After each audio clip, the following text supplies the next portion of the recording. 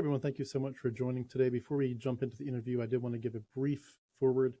I just want to say first, this is not going to be a debate. It's going to clearly see that this is a conversation with a theist. We're not here to debate today.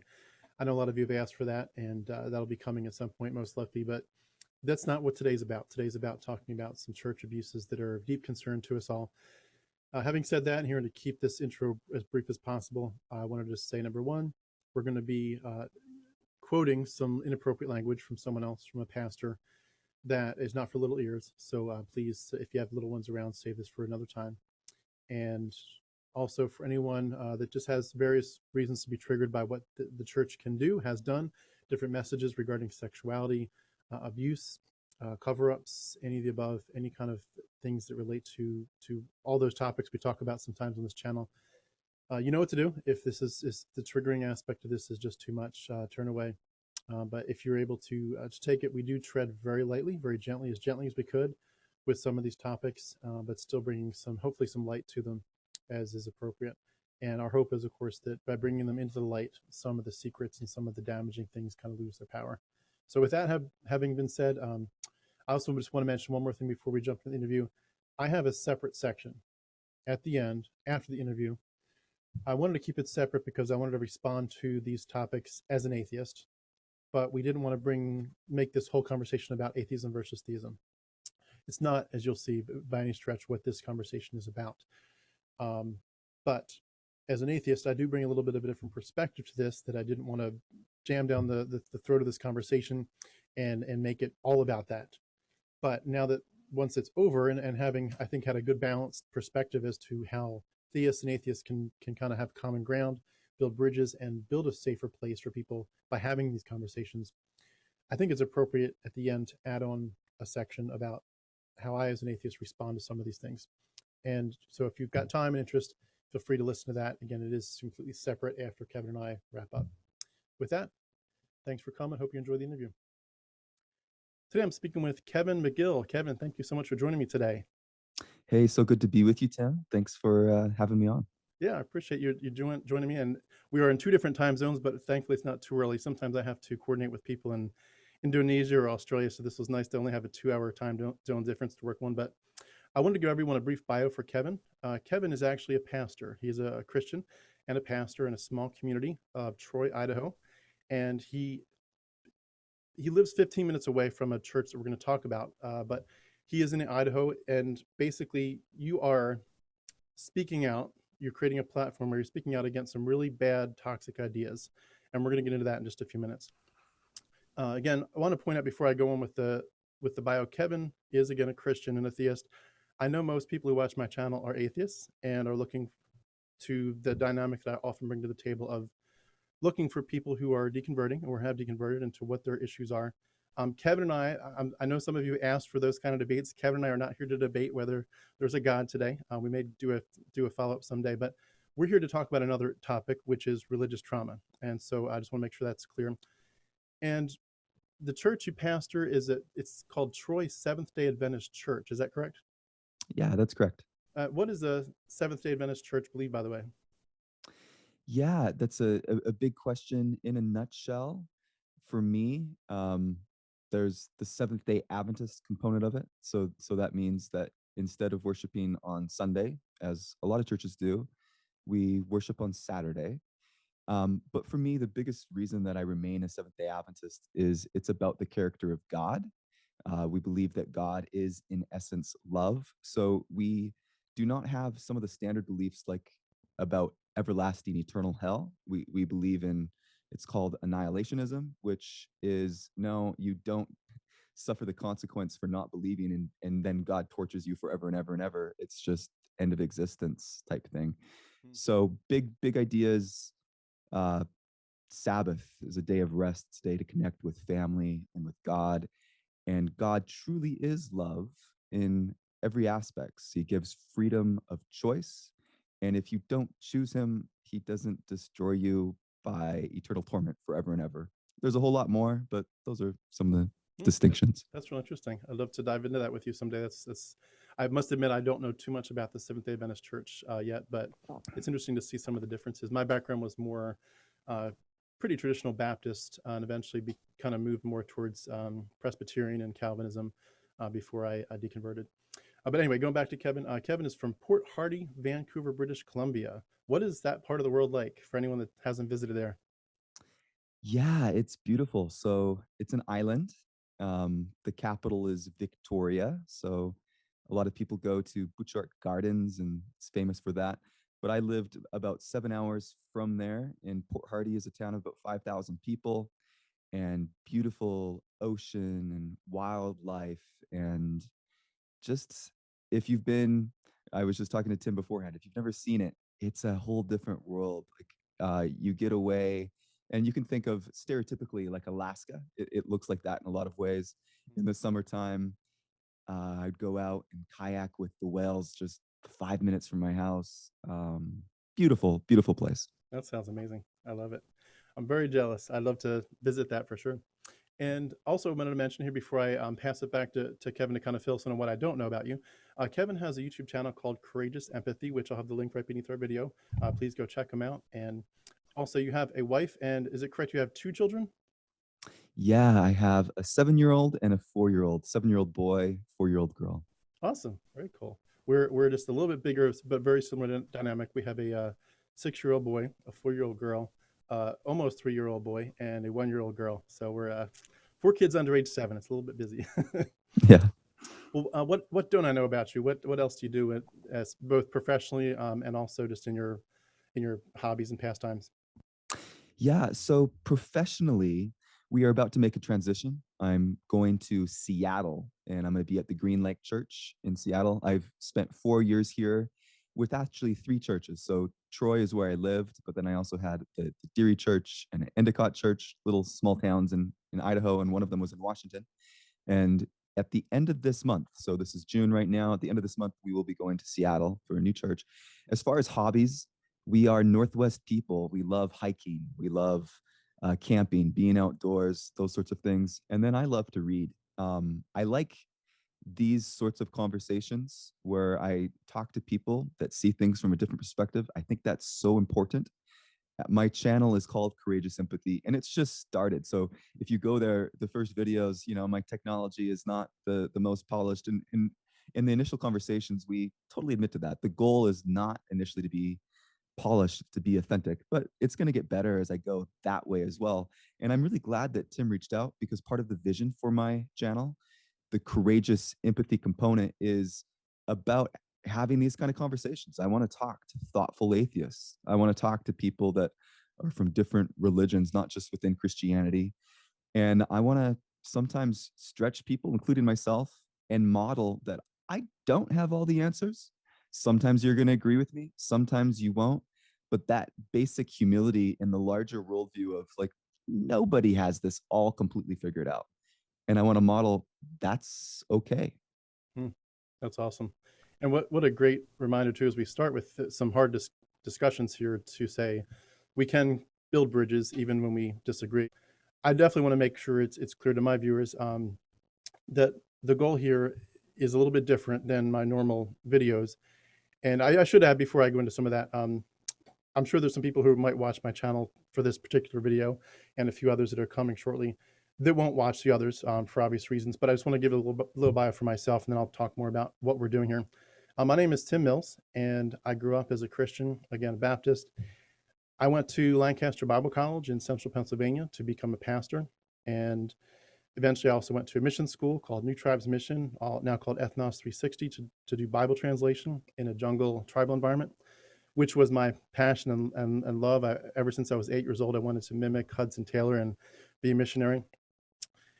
And when I was, well, let's say about 4 years ago, something, some things happened in my personal life that basically made me start to investigate the origins of Christianity and Judaism to a huge extent. And it was about a 2-year process.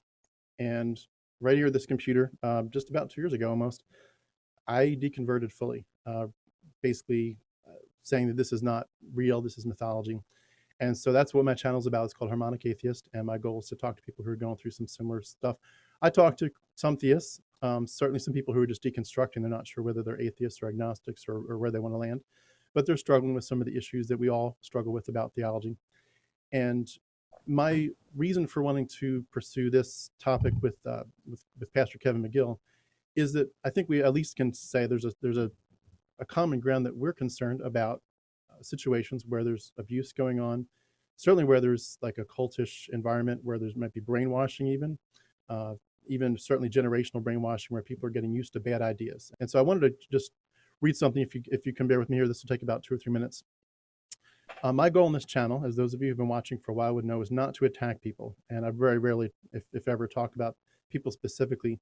Our goal is to talk about ideas, and we've always toed a clear line about ad hominems and about what we're about here. So this is not an attacking channel. There's a lot of them out there. You can go find them, I'm sure. But this channel is about the origins of Christianity, about canonicity, about comparative mythology, and the like. And on top of that, just talking through people's deconversion stories. And I'd like to keep it that way pretty much. And I think it serves a great purpose. I've had a lot of overwhelming positive feedback from people where it's helping them, and especially where they begin to realize where the stories and the quotes from the New Testament are copied from.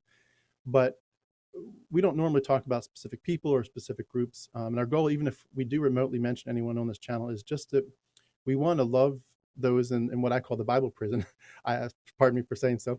I'm sure we'll say some things back and forth that'll be we won't necessarily agree with, but I'll speak the way I speak and you speak the way you speak, and we'll plow through it. But our goal is to love people. Our goal is not to attack people; it's to attack ideas. And we're not trying to call anyone names or anything like that. We want to acknowledge that even though we're fighting bad ideas, we were also immersed. I was immersed in defending those ideas. Some of the ideas that I go against and I expose, so to speak. I used to believe in them. I used to preach them. I used to defend them. I was certainly in an apologetics mindset, and I needed someone to be patient with me because it took me 43 years to escape, to think through the issues. And so, why would we not turn around and give that patience and graciousness to other people? So, having that said, there is a group that we're about to talk about, and it's primarily led by one man, but there are many others who are involved for sure.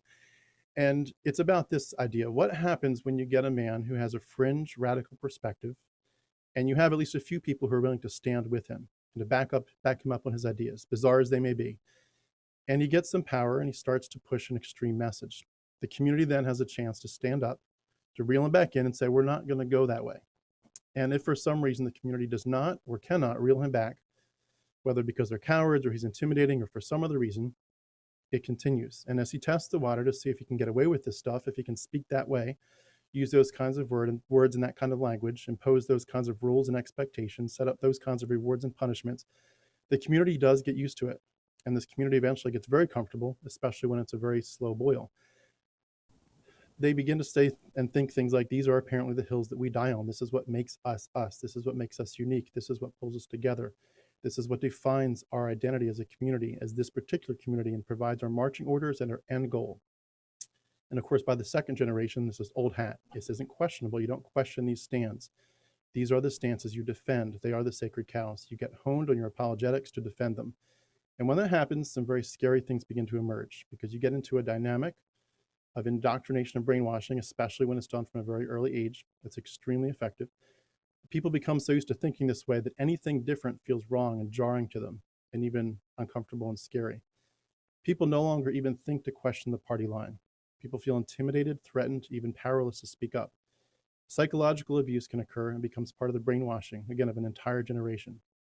Men in power always want more power. It doesn't stop. It just keeps getting bigger and bigger. And that's what we're about to talk about today. We're going to talk about a man named Doug Wilson and a church called Christ Church, and a lot of other dynamics around that. So having said that, I'm going to pass the ball to you and see if you want to add anything else to what I just shared. Yeah, no, I think I'm completely on the same page. I respect your mission, your statement in that. Another thing that I believe very strongly as a Seventh-day Adventist pastor is in religious liberty. And I think religious liberty at its best protects the non-believer as well as the believer to worship or not worship on the day you choose to. I also agree with you. My mission is never to go out and attack another church, faith system, or some random pastor. And the only time that I would speak up in the way that I'm choosing to do so now is because if there's a theology and a person that is using that theology to cause active harm, And it's an interesting thing to parse out because people will think, oh, you're attacking religion. No, I believe in religion. I'm a pastor. But sometimes there's expressions that can be really bad. I was just talking to Tim before coming on the podcast, and I firmly believe that bad religion is worse than no religion. And I think as a pastor, I can speak from this perspective. Of course, I'm not saying all religion's bad. And people will sometimes, maybe disagree on that. But when there is bad religion that is causing active harm, I think it is a duty to speak up against it. The first person that I had on my podcast is an atheist. Her name's Sarah Bader. She's been engaged in this community and this conversation for a long time. But I've seen, like, this is a person of integrity. This is a person who loves, and because she has integrity and because she loves, she's speaking out. So when I had her on my platform on some of the dark corners of the internet, people would say things like, why is a pastor giving a platform to an atheist? And my response and Sarah's response is, well, we're speaking about abuse. How come you're focusing in on that and not talking about the larger matters? And for me, and I think, like, again, I don't know Tim that well, but the best of what Christianity could represent would be the words of Jesus attacking bad religion, like what you see in Matthew 23, the hypocrisy. And that's always worth it. That it's when you follow the lens of bad religion, it's about power. It's about wanting to have it all at the expense of the most vulnerable. And so, in the terms of really bad toxic patriarchy, like we'll talk about with Doug Wilson and Christchurch, that means when you see stories of vulnerability and abuse coming in, this theology, no matter what, defaults back to saying, well, a woman has to submit. And if you would just submit better, then these problems would go away. But no, the Jesus also said, you shall know them by their fruit. And sometimes when the fruit becomes so rotten, the tree needs to be cut down. I don't do that uh, haphazardly. Like I said, I don't want to just randomly attack another pastor. But when you hear the stories of the abuse and the hurt, it gives, I think, all of Christianity a bad name. And for me, as a believer in the best of Christianity, I want to make a distinction on those lines. Mm, very well said. I love that. And I love too that I appreciate your willingness to converse with an atheist. And it's interesting. I was trying to remember kind of where I first heard of Doug Wilson, like what my impressions were and where this all started for me personally. And I was recalling that I used to read a magazine of his. Did you ever hear of Credenda Agenda? I've heard of it, not I haven't been immersed in it. I remember as a basically I was homeschooled for a lot of my years, as a lot of us from that background are. And I remember reading episodes or articles from it, and a lot of Latin, which I was like, what does that mean? What does that mean? But it did strike me back then as a little bit different, the way they spoke and the way they approached topics. But I never really thought too much about it. And then as I got older, I've realized, that his ministry did expand, which we're going to talk about here in a second. But it really hit me when you look at some of his stuff now. And it's easy to find his stuff. I'll have the links for Doug Wilson's stuff for those of you who are willing to take a take a deep breath and dive into some dark stuff. But you can go to his pages if you want to and see some of this stuff really easily. But he's actually become quite well known. I think probably the biggest way that he came into my story was with this Christopher Hitchens stuff. Of course, when you're deconverting, you do go to other atheists to listen to hear what they've been saying, and Christopher Hitchens was a big voice in that. And Doug Wilson debated Christopher Hitchens, and they went on tours, and I think even wrote a book together about whether or not Christianity was good for the world or something like that. And so he those debates really impacted me quite a bit. And and of course, now he's even bigger. You see his stuff on Amazon with the Man Rampant videos. If any of you have Amazon, you want to go do that. Again, I'm not recommending it, but Man Rampant is on Amazon, and of course his son Andy Wilson stuff with the Hello Ninja stuff. I think it was on Netflix, but that's not related per se to this topic. But he's gotten pretty big, and so I'd like to ask if we could just give a little bit of more of a background of who we're talking about, because a lot of people that watch may not know who he is. So would you like to give a bio of kind of what you know about him? Then I'll maybe add some things that I took down as my notes too. Yeah, no, I think you gave an excellent starter there, Tim. Christianity Today, which is the flagship magazine in the evangelical world, has also given him platforms to some degree. He wrote a fiction book, 2012, 2013. Those dates might be a little bit off. That I believe they gave the Book of the Year award within that category. They've also talked about his scholastic system. So he's had a huge influence in the area of curriculum for homeschooling. And also, he set up his own school here locally and his own university. He has his own denomination. So you start to see like there's a lot of influence that comes in. A lot of people's first exposure came through a book that he co-wrote called Southern Slavery. And in that book, he tried to push back on the narrative that slavery was this oppressive system for Black people. He said, yeah, obviously it's some of this. But not only did he push back, he said if it wasn't for slavery, they African Americans would be in a worse off place than they are currently because it was through slavery that they encountered Christianity. So in essence, it was actually a benevolent ultimate good. Um, he calls himself a paleo Confederate, which you'll see Doug Wilson do this often. So if somebody reads something and your natural gut reaction is, "What in the world? This is crazy." He likes to do that on purpose to provoke. And then he'll say, "Oh, look, these silly, stupid people, they're not reading the context. They're reading one little thing and they're missing the point." I think he did this with his most recent book, which is about a sex robot. He writes a lot about sex. It's provocative. And the natural thing is, a pastor's writing about a sex robot? What's the world? And yeah, he's trying to make a larger point. It's allegorical in some ways, but he pushes the buttons purposefully. My first exposure to Doug Wilson was an Amazon documentary called The First Amendment Apocalypse. And in that documentary, he would go to liberal universities, and a lot of times there'd be protests, or sometimes he would be disinvited to speak. And then he'd put that up like, see, freedom of speech is being taken away. And they would like the response of when students would come in and try to shout him down. And, that's just exactly what he wanted. But I saw immediately, as a Christian myself, I thought this is the worst thing possible you could be doing, because he wasn't seeking to understand. He was seeking to provoke. And I think as you read so much of what he says, that is the end game. So the things that he says about woman and race, there's a whole list that you could do. One maybe that I'll just highlight right now is he called Nadia Bolz Weber. He called her, I'll just say it, he called her a cunt.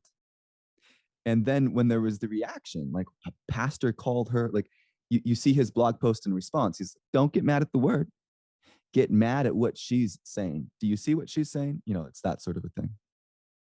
Hmm. I've I've seen a lot of that, and I feel like it's funny you mention that because I saw that quote. I saw a whole bunch of others, and usually I put about maybe 2 hours, give or take max, into prep for an interview. I've easily put I don't know 15 to 20 hours into prep for several interviews that are coming up, starting with this one, and it's like a deep. Every time you think, okay, I kind of get the picture of what's going on here. There's like it's like you're peeling back the onion. Like he did more and more and more. And one of the things that was fascinating to me, and I just want to mention this. This is not going to be the focus at all, but I came across an article that his denomination, I believe, accused him. I'm just pardon my eyes Yeah. shifting here. I'm looking at an article, but they accused him of several unethical practices, including lying, stealing, misuse of benevolence funds. But it was 94 ecclesiastical charges. They dealt with some kind of gambling casino wet bar managed by one of his church elders. But it went on to talk about a charge. The charges comprise a document of 106 pages in length. Supplementing that document are another 334 pages of exhibits and evidence for a total of 440 pages. Uh, Charges, all kinds of charges, but a lot of them focus on like what you said with this almost like trying to purposely trigger people. Like he really wants you to get riled up so that he can kind of make you upset, and then he tries to make his point. But issues related to malfeasance, obstruction of justice, conduct unbecoming a gospel minister, 6 charges of pastoral tyranny, abuse, manipulation, 2 regarding sessional tyranny, charge of dereliction of duty, charge of violating scripture with regard to the civil magistrate, carnal threatening, 4 charges of sinful anger, 1 of railing, stealing, again, financial malfeasance, violation of fiduciary trust, and a whole bunch of other things, a lot of issues of hypocrisy. This man sounds like he is obviously a firebrand. He loves speaking up. He loves having a platform, and he's got a lot of them. He's really got a lot. But maybe what I should do before I go too much further is I wanted to start with this section with a quote that I thought was just. This is the tip of the iceberg. I usually refer to that when I'm saying, let me tell you about where the New Testament quotes are coming from, but I'm going to use it for this section. I'd like to read, if I could, a couple paragraphs from a book called "From Jesus and John Wayne." Are you familiar with that book? Yeah, excellent book. I read it last year. Hmm. Highly recommend. Kristen Dumais. It might be Dumais or Dumais. Do you know how to pronounce the last name? I may not have it right either. I say Dumais, but could have it Dumais, I think. Dumais. It does look like it's a French name, so that's probably right. So I'm just going to read this real quick. Less than 5 months after Jim Dobson's book Bringing Up Boys appeared, Doug Wilson published Future Men, Raising Boys to Fight Giants. The son of an evangelist who settled in Moscow, Idaho, Wilson had helped found a Baptist-leaning hippie Jesus People church. He had little formal, if I can speak this morning, he had little formal theological training, and his church was, in his words, a Baptist Presbyterian mutt. After encountering the teachings of Rushdoony, he inculcated Reconstructionist-inspired values within his faith community. Due to his hybrid theology, and no doubt to his cantankerous personality, no established Reformed denomination would claim him. Undaunted, Wilson started his own denomination. In 1981, he founded the Logos School, a classical Christian academy, and he became a leader in the classical Christian education movement, establishing the Association of Classical and Christian Schools in 1994, and that same year founding New St. Andrew's College, a 4-year classical Christian college with the motto, "For the faithful, wars shall never cease." Wilson's book Future Men was a perfectly timed primer on militant masculinity that reached far beyond his enclave. Looking to Theodore Roosevelt as a model of Christian masculinity, Wilson asserted that as future men, boys were future warriors. Consistent with Reconstructionist thought, the concept of dominion was central to William's definition of masculinity. Like Adam in the Garden of Eden, all men were made to exercise dominion.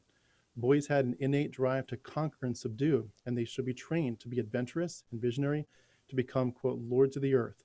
For this task, it was essential for young boys to play with toy swords and guns, and for older boys to be trained in the use of real firearms. Indeed, Wilson called for a theology of fist fighting to instruct boys when, where, and how to fight. Lest there be any doubt, Wilson clarified that Christianity was in no way pacifistic. True, Old Testament prophets foretold a time of peace or an eschatological pacifism, but the peace Christ brings was purchased with blood. Until that time, men and boys must study war. To do otherwise would leave men fighting the dragon with a pruning hook. Like other writers, Wilson defined masculinity in terms of initiation, as he explained in his earlier writings on marriage, quote, "A man penetrates, conquers, colonizes, plants. A woman receives, surrenders, accepts," unquote. Although egalitarians might rebel against the concept of authority, Wilson believed that the submission of wives to husbands, when occurring in countless families, would bring about a larger patriarchal society and a greater social good. According to Wilson, marriage had 3 purposes: companionship, producing godly children, and the avoidance of sexual immorality. With regard to the latter, God offered a very practical help for Christians struggling with temptation: sexual activity. Like Maribel Morgan and the LaHaye's, Wilson believed that sexual relations within marriage should be frequent. God intended for women to meet their husband's needs, considerable sexual needs. It was a woman's duty to submit to the will of God and gladly bear children for her husband. Moreover, marriage could not be spiritually consummated if the husband acted as a spiritual eunuch, as one impotent in his masculinity. Women must understand that they were, quote, led by a lord. To this end, young suitors should be disruptively masculine, cheerfully interfering with the future wife's plans. Woman was made for man, not the other way around. Young women should be instructed to be homemakers, Women became increasingly beautiful when they cultivated a gentle and quiet spirit. Not surprisingly, Wilson thought women had no place in combat. They were a sexual distraction to male soldiers. They could get pregnant. They distorted covenantal lines of authority, and they were not as good as men in the important work of violence. Wilson understood that some readers might recoil at his use of the word dominance to describe the husband's role, but in his view, such a response testified to the extent to which the church had been influenced by feminism, whether the man-hating secular variety or the sanitized evangelical kind. The real problem was the wimping out of Christian men. By wandering from biblical teaching, Christians had replaced, quote, the hardness of masculinity with the tenderness of women, unquote, and the results had been disastrous. Wilson was no fan of Promise Keepers. In 1999, he critiqued the movement for promoting a quiet adoption of feminism rather than a masculine approach to godliness. As Wilson put it, contrary to popular teaching on the Christian home, a man's duty is not to be a really sweet guy. With characteristic bluntness, Wilson denounced much of the Christian men's movement as nothing more than a discipleship program for weenies. And for anyone that wants to get the rest of that book, I will have the link for Kristen Dumais' book, again, From Jesus and John Wayne.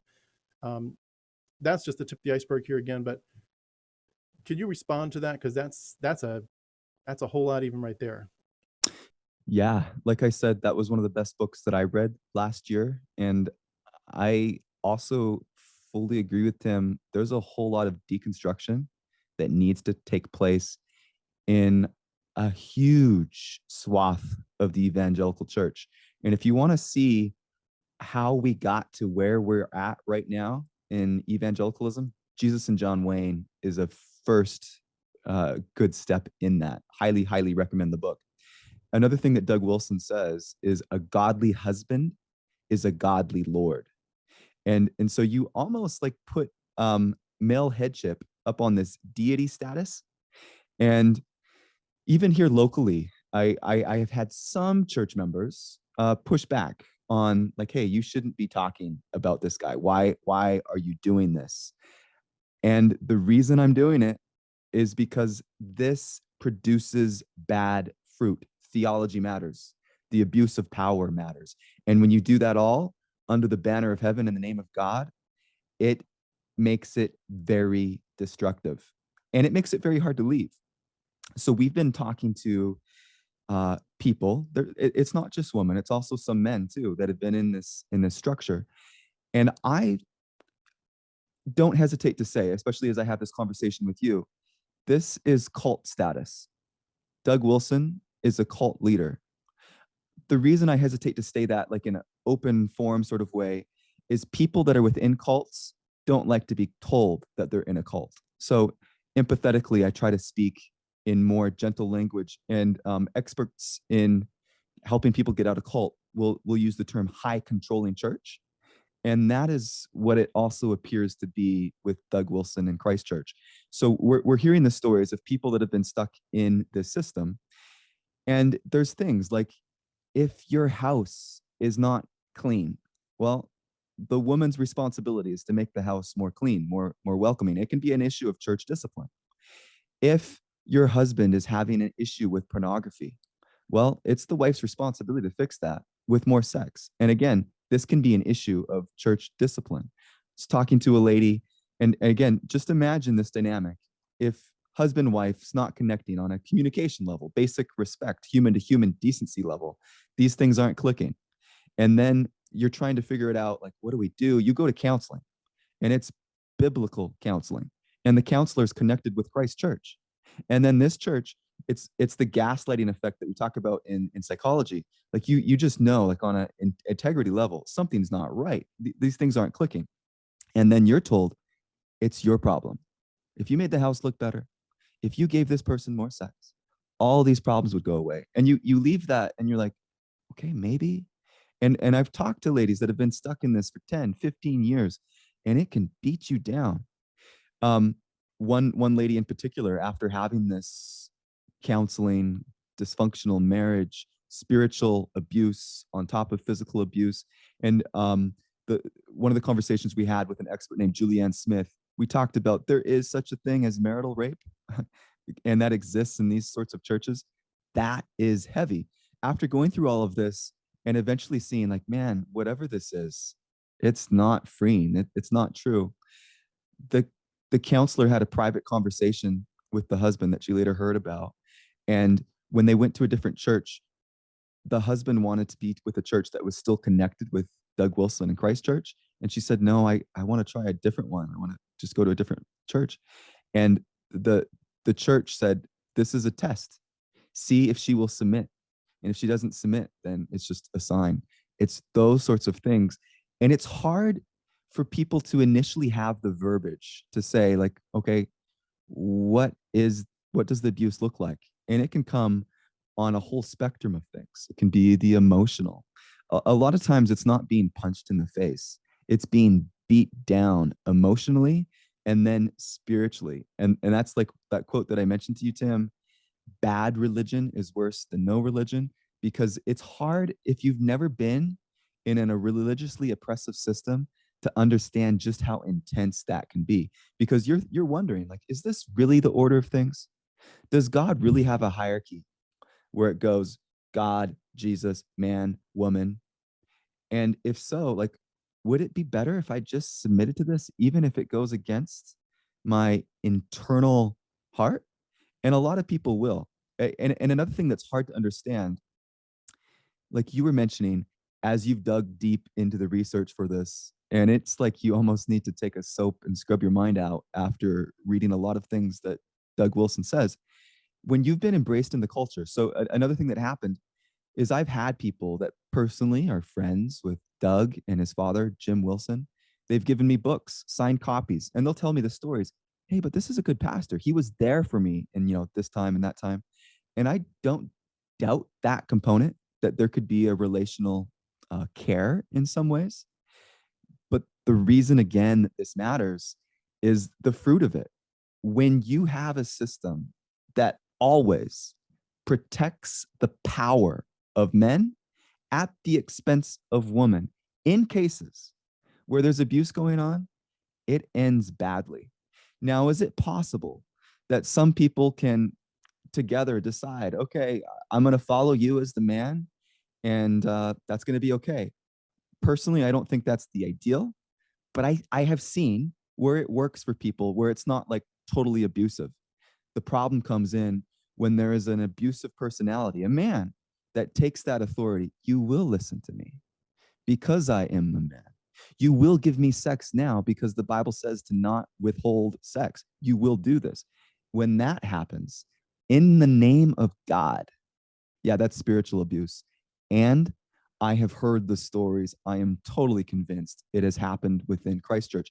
Doug Wilson makes a point of when he is pushed. And there was actually a biblical counselor that commented briefly on one of our YouTube videos and called me a coward because I have not talked to them face to face. My whole thing with that is this is public record. Doug Wilson, like you said, has videos on Amazon. This stuff has been going on for decades. As you mentioned, and maybe you'll have a link to this, if you have not seen it, 94 ecclesiastical charges brought against him.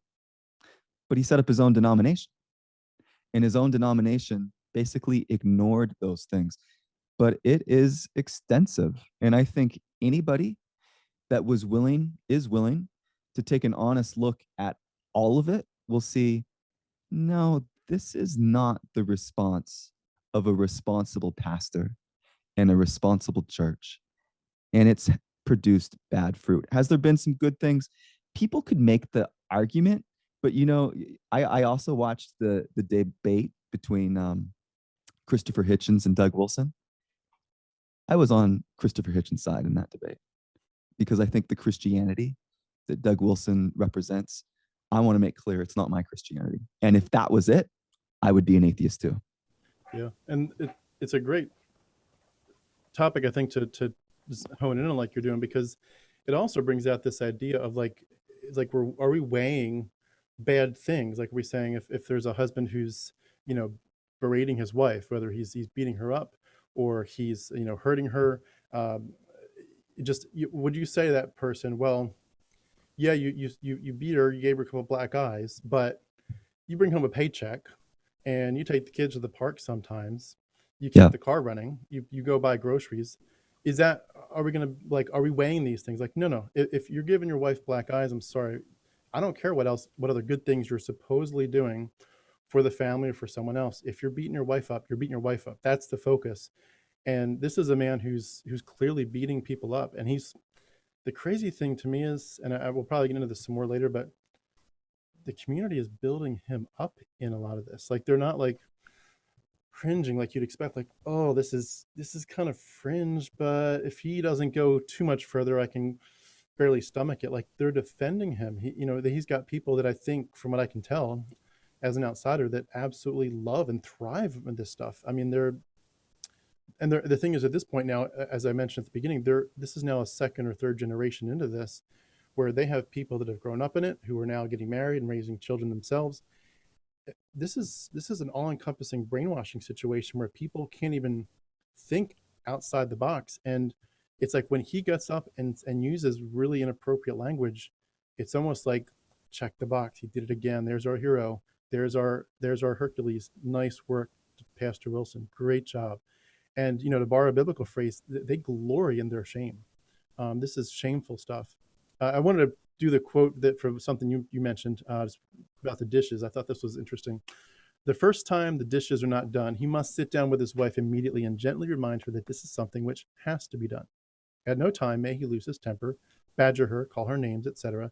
He must constantly remember and confess that she is not the problem, he is. By bringing this gently to her attention, he is not to be primarily pointing to her need to repent, rather he is exhibiting the fruit of his repentance.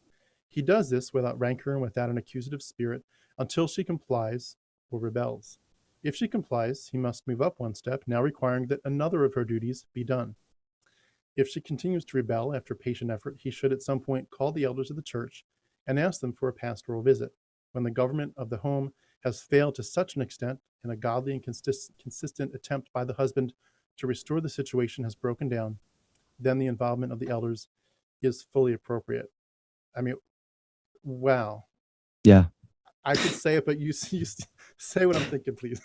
Yeah. Well, the quote says it, right? For if you detached yourself from that sort of toxic Christianity, it's clearly abundant that that is abusive and wrong. But on top of that, and this is something that we've discussed in my videos on courageous empathy, if you go to their biblical counseling, in their disclosure form, they make it clear that you do not have, uh, they make you sign that any sin that is disclosed within the process of counseling can be brought before the board of elders and the church.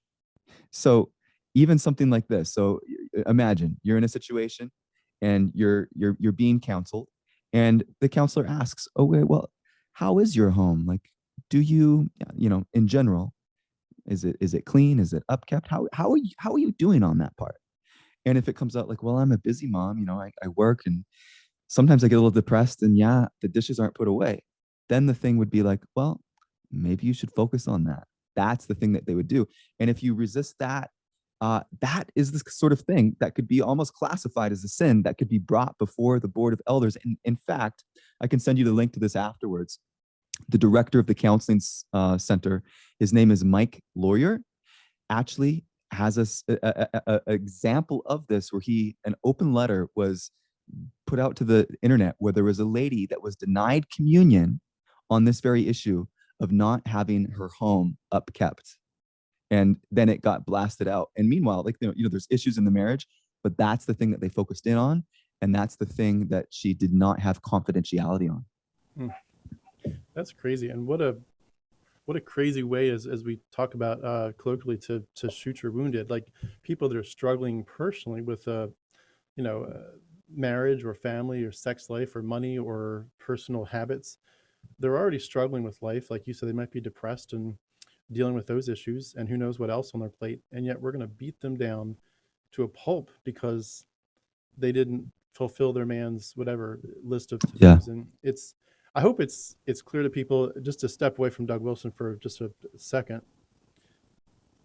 This is abusive, and just speaking to the men out there, don't do this to your wife. Like, don't do it.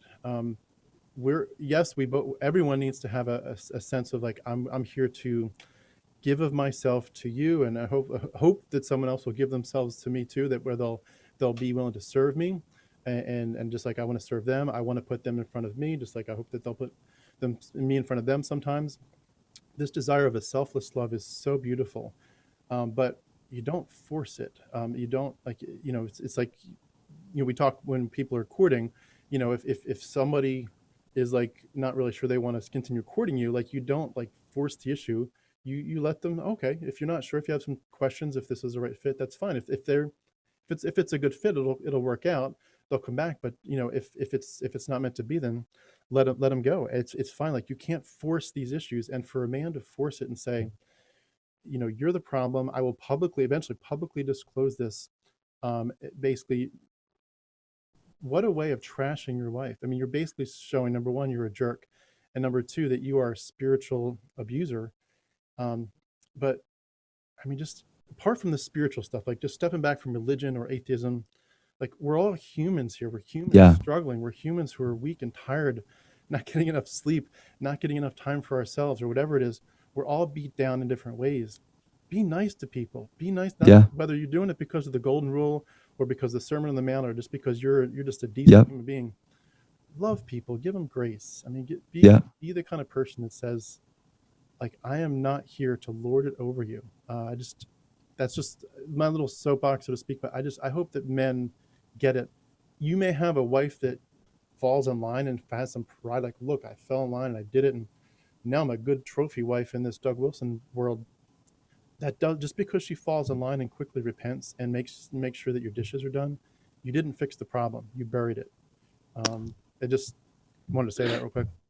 Yeah. Could I give three reflections on that? Please, yeah, go Because I for it. totally agree with what you're saying. So I had a friend, still my friend, pastor as well, and early on in his marriage with their kids, he kind of came from the authoritarian discipline model, and his kids would listen. But one day, as they were getting a little bit older, and he was just like, laying down the law, kind of getting ready with the belts type thing, and his kids responded and they listened. His wife came up to him and said, hey Gary, do you think our kids are listening to you because they love you or because they're afraid of you? And that really hit home. He started to reflect on that and just realized, like, whatever this response that I'm getting, it's not the best one, because yeah, they're listening, but they're not listening because they love me. They're listening because they're afraid of me. And I love that Bible text that says there is no fear in love. Perfect love casts out all fear. Hmm. And the other thing that I totally agree with you on, human decency, whether you call it referring to the golden rule, the Sermon on the Mount, or what Jesus says, where he says, the rulers of the Gentiles lord their authority over one another. Not so with you. If you want to be great, you got to become a servant of all. As I was talking to Julianne Smith, the place that she works, and again, she's an expert on abuse and things, had her own story that way. The place that she works is a secular agency, but she said the environment that her boss had there was excellent. And it was based on servant leadership, not because of the Bible, but because of human decency. And I've seen that, like, I sense that from you, Tim. I sense that from other friends. People can have a morality that's good, that comes from different places. I come from it from this lens of finding it through Jesus, but wherever you find it, the opposite of that. And the opposite of that is lording authority over, using authoritarianism and tactics of fear to get what you want. But ultimately, and I would reflect this back to any men listening, any person listening, if somebody loves you because they're afraid of you, that's not really love. Hmm. I was just thinking as you were saying that, one of the things I love to do with my kids and my wife, whose name is also Julie, but we often will say something like, Mama, what can we do to help you? Like, I love to exemplify that for them. Mama, what can we do to help you? Mama, we just cleared the table for dinner, or whatever. What else can we do to help you? But we use the expression, and I've said this to them since they were this barely able to speak. I said, let's say it to Mama this way, to make it more fun. Mama, we just want to bless your socks off. And what a glorious dynamic to establish in a family, whether it's on marriage or parents to kids. Like, I'm not here to have these toxic motivations. I'm here just because I want to. I just want to bless your socks off. I want to bring a smile to your face. And there's so much freedom that is available for people that step away from this toxicity. And I know we're not going into all the aspects of it that we could, but um, I hope it helps people. Hope it gives them some food for thought.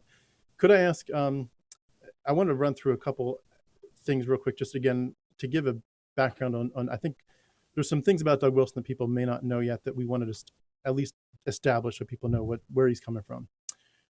We've talked a little bit about his ideas about family and so forth. He's written books on reforming marriage, federal husband, her hand in marriage, standing on the promises, a handbook of biblical child rearing, future men. We talked about. So he's got a lot of aspects that he talks about with how to do family, how to do marriage.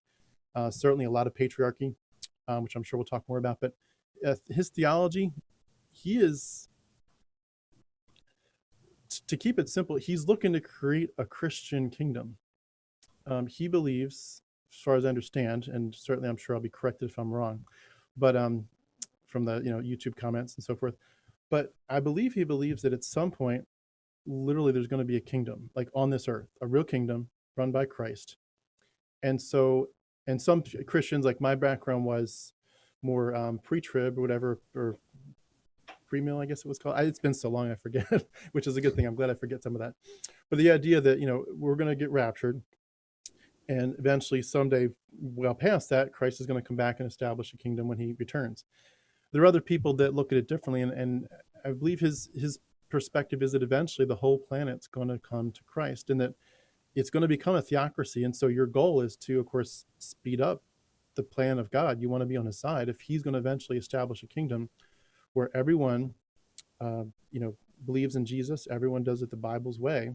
Then your goal is to get on that side. You want to be with Christ. And so he's, for example, he has said,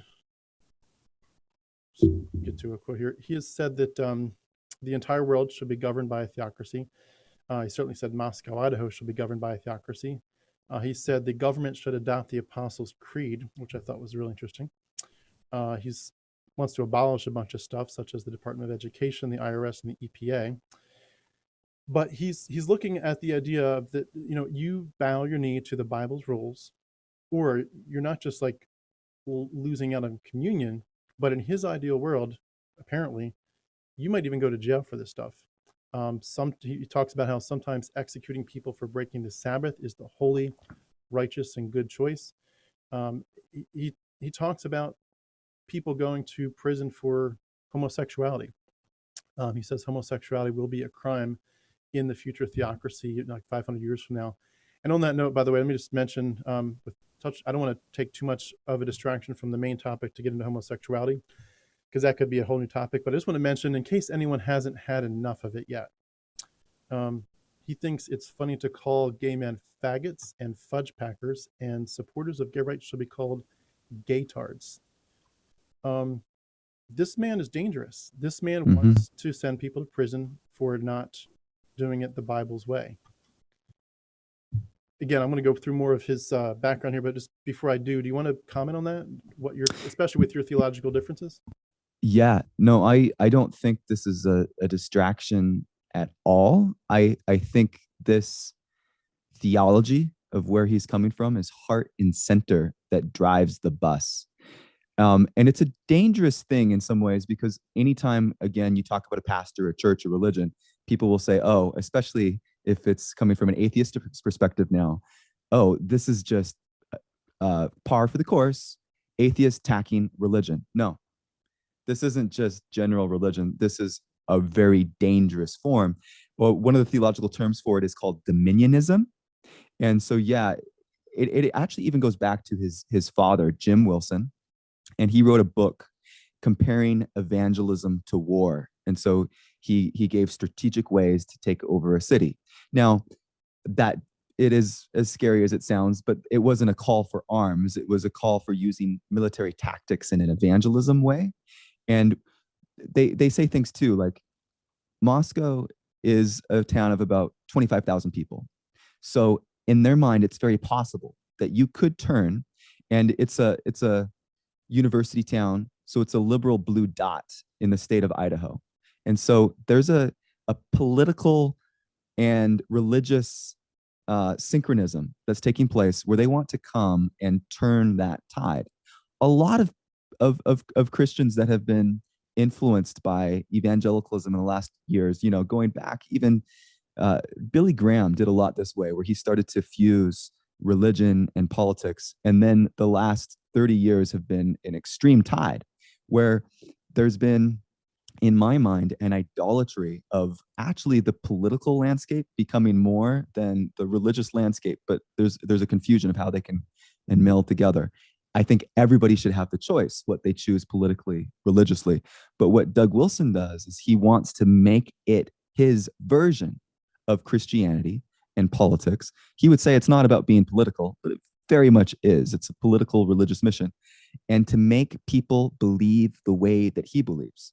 My pushback on that is I want a Muslim to be able to believe their faith as they choose, so long as it does no harm. I want a Christian to be able to authentically believe their faith, so long as it does no harm. I want an atheist to be able to not go to church on any day. And if there's a day that you say, like, so I'm a Seventh-day Adventist, if it was forced worship on Saturday or forced worship on Sunday, I hope everybody would speak against that, because it's about freedom of choice, and religious liberty at its best protects that for everybody. And the danger with trying to make Moscow Christian is you have to ask, well, what kind of Christianity?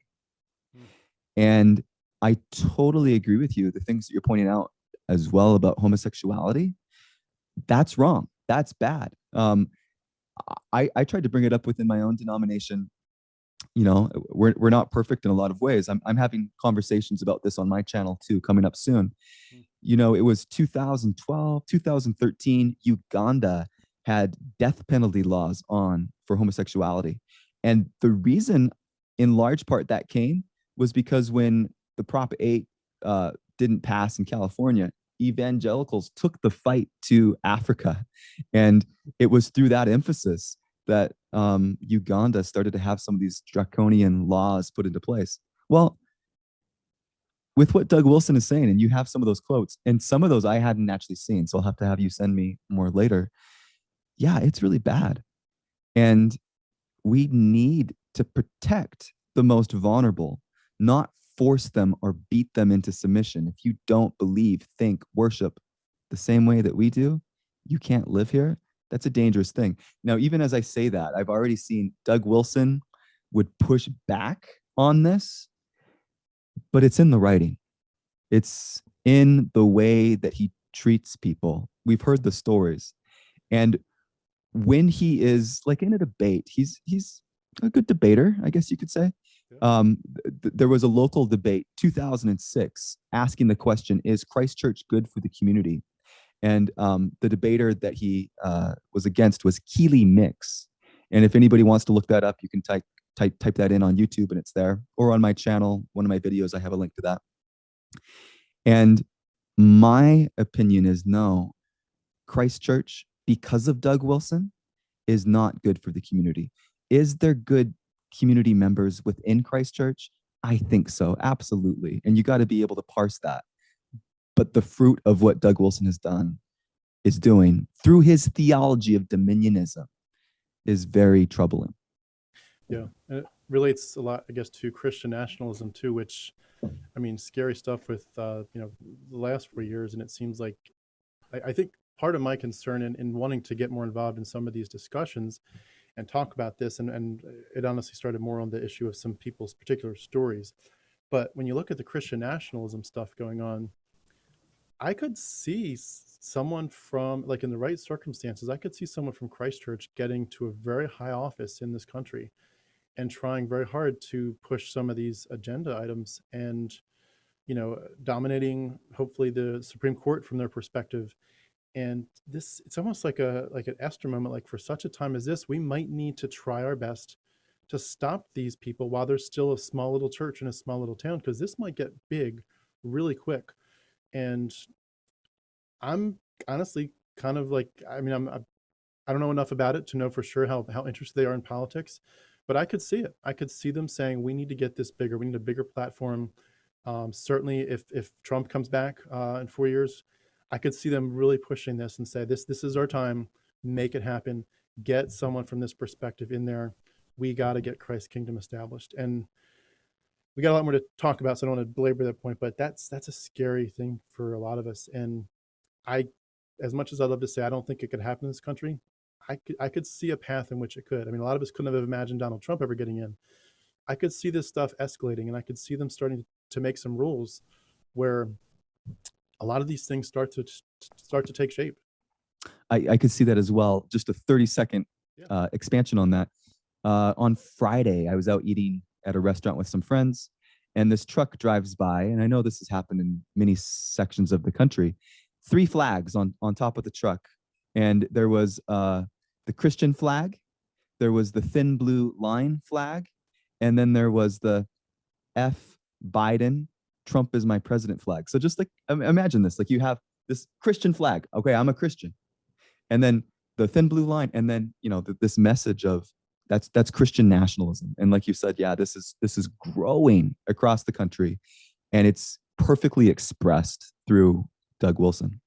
Yeah, and I think they kind of got a little bit of attention, even if I'm not mistaken, from Trump when they did that thing where they had a whole bunch of people Yeah, sing. Trump tweeted about it. Yeah, anti-mask protests. That's right. Yeah, they were singing a bunch of hymns, whatever songs from their hymnal in a parking lot somewhere there in Moscow, and some of them got arrested for bucking the mask rules. And that's interesting. I don't know enough about what they stand for with that, but it seems like they're very similar. Where it's like if you say anything against my every liberty, like anything at all that you do to infringe on me, it becomes a Christianized issue. Like it doesn't matter what it is, it becomes a Christian issue. And they, again, what's frightening to me on all these things, and we're probably going to keep this will be a recurring theme, but this isn't just Doug Wilson anymore. There's a lot of people that have signed up for this mentality, and I'm amazed, to be honest, especially when with the women, and we're going to get into that in a minute here. But like, where are the people in Christchurch? Like you said, there's good people there. There's good people, and I know some of them have just purely left. I'm sure there's like, yeah, we were good people, and that's why we're not there anymore.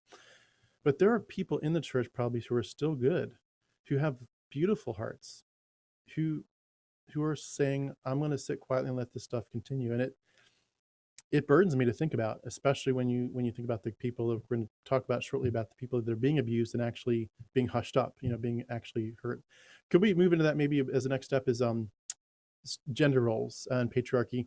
We've kind of touched on it a few times, but we talked about that when the dishes aren't done, that quote.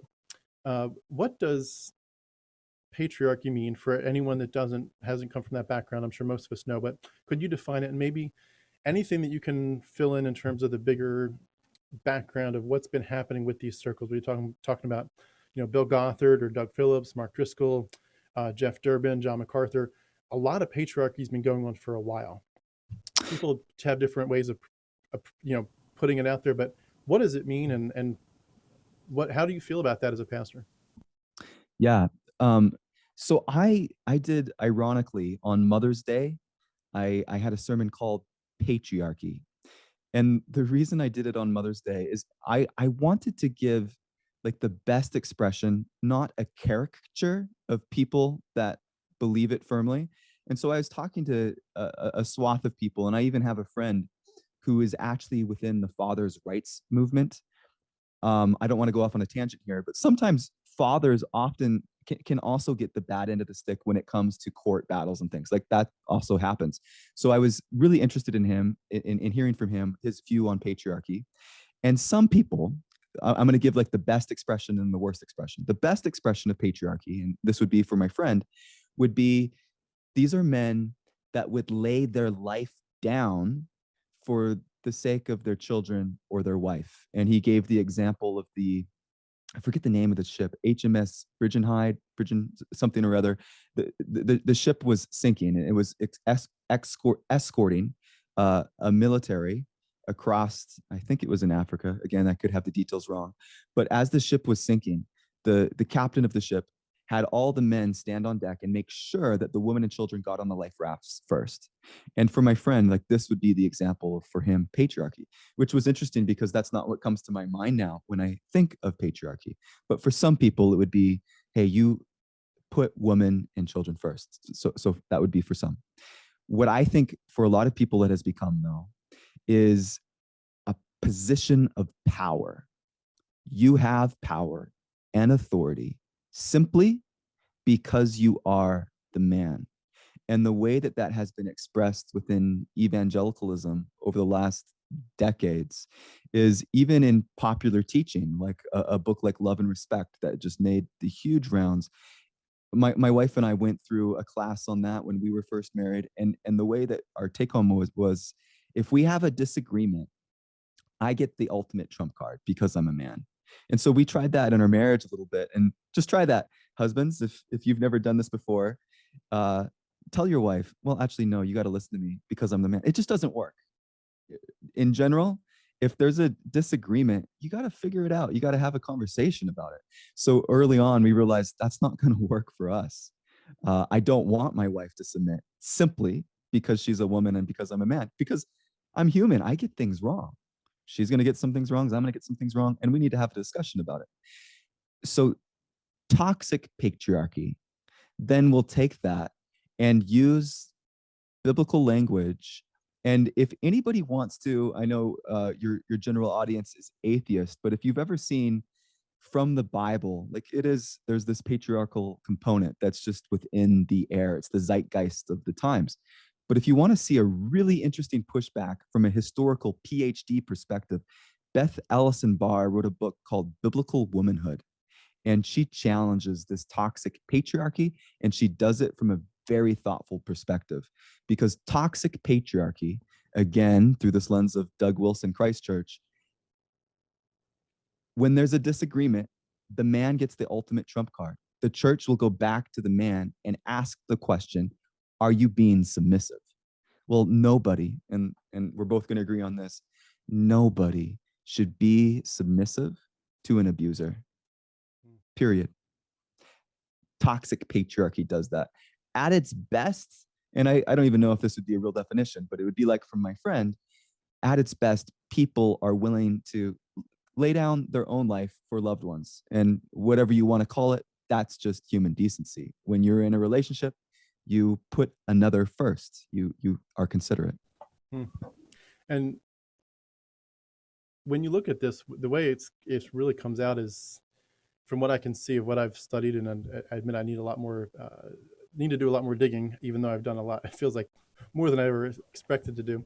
But it feels like there's almost like structures of oppression built into this system. I mean, it's like he took a few ideas and created a whole organization, a whole worldview around it.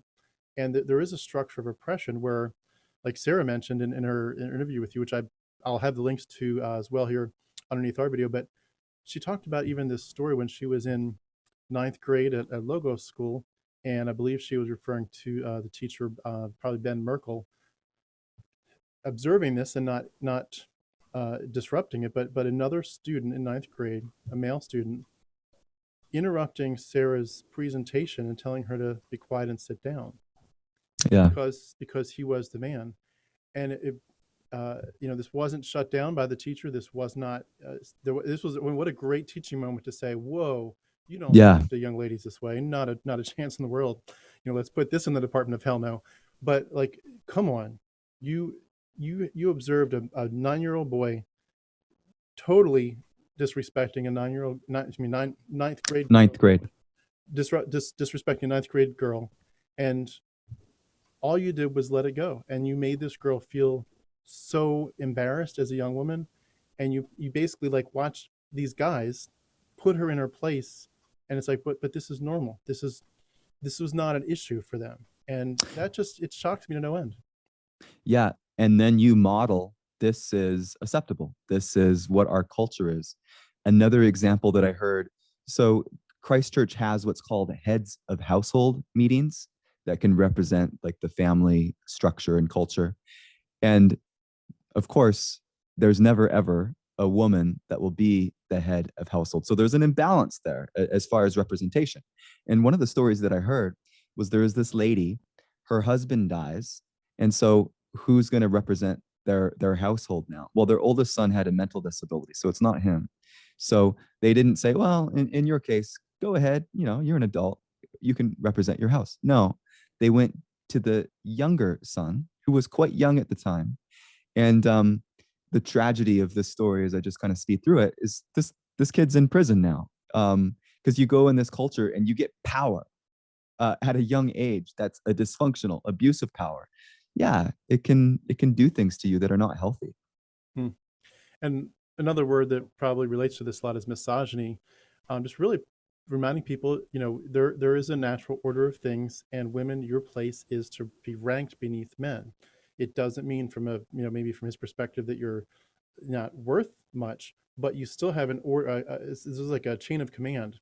There's God, then there's the church and the church leadership, then there's the family, and within the family, there's the parents over the kids, but within the parents, it's the dad over the mom.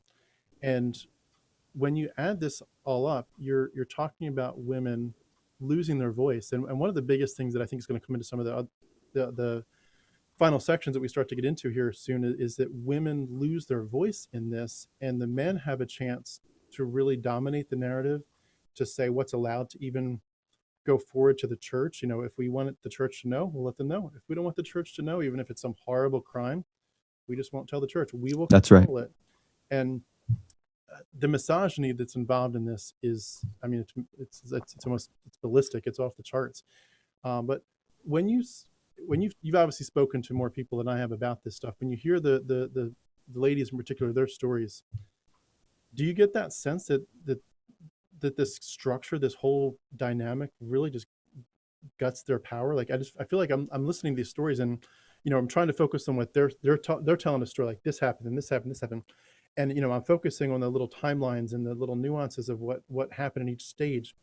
But there's like these themes that weave through it, and I keep on hearing they're taking away your power, they're taking away your voice, they're trying to dominate you, like put you in your place, and if you buck them, the consequences will be honestly kind of nasty. And we'll get into that more in a second. But do you get that sense that the empowerment is really diminished for women in this community? Absolutely. Yeah. There's an interesting pushback that Doug Wilson will say, and he makes this point. He says, "I've raised these two powerful, independent women, and his daughters write books. They're on the speaking circuit in like the MOPS, for instance, and they are outspoken, but they are outspoken for what Doug Wilson is outspoken about. So I don't know exactly. It needs to be parsed more. Um, so it like the picture is not, his daughters are not beat down submissive girls. They're outspoken. They're debaters like he is, but yet I think this is the component. It can work, maybe. I would say it would be dysfunctional, but it can work maybe if a woman decides to marry a man and the man says, okay, but you got to listen to me, and she says, okay, sign up. They agree. That's understood right off the start. They have the relationship. But what happens is when you have a whole theology and structure where people come in not knowing, like, this is the dynamic, and then there's abuse that takes place there. In those scenarios, and whatever the number is, and I don't know what the number is, like, not all these families are experiencing abuse. And that's what some Christ Church people will say is like, you guys are painting a caricature. This isn't true. I don't see it. Like, we're good Christian people here together. The danger is it does happen. Abuse does take place. I've heard the stories. Doug Wilson writes in his books, which would give permission, if you are an abusive man, to step in and fill that vacuum. If it happens in 10% of the cases, it's wrong. If it happens in 5% of the cases, that's wrong. If it happens more than 2 times, you got to say, that's wrong. We got to stop it. And it's happened a whole lot more than 2 times. Hmm.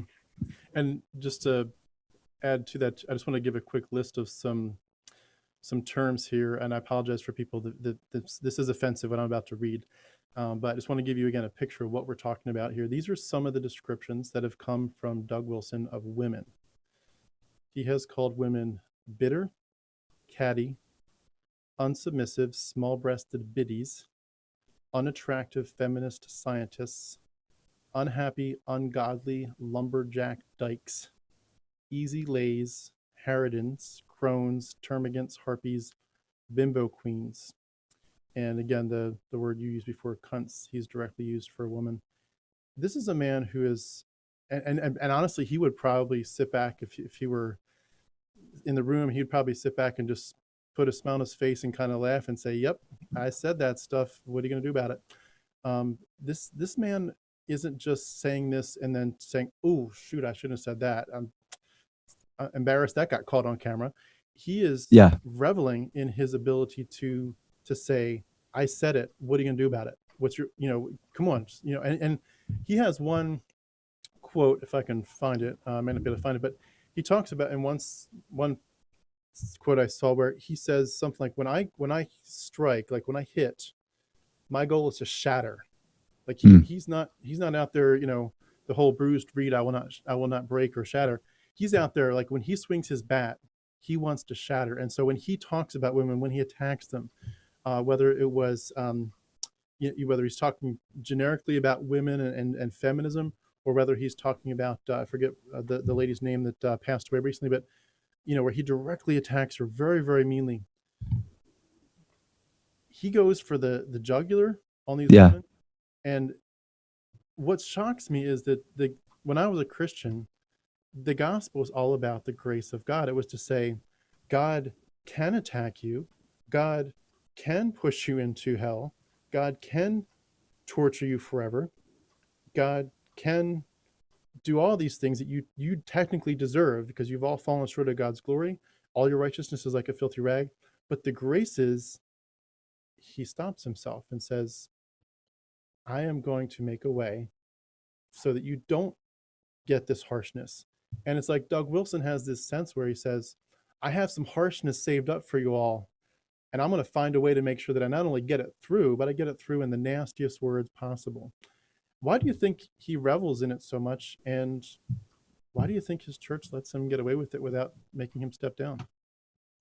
Yeah. So another term that he uses, he says the role of the pastor is not to be a firefighter constantly putting out fires in the world. We are to be spiritual arsonists.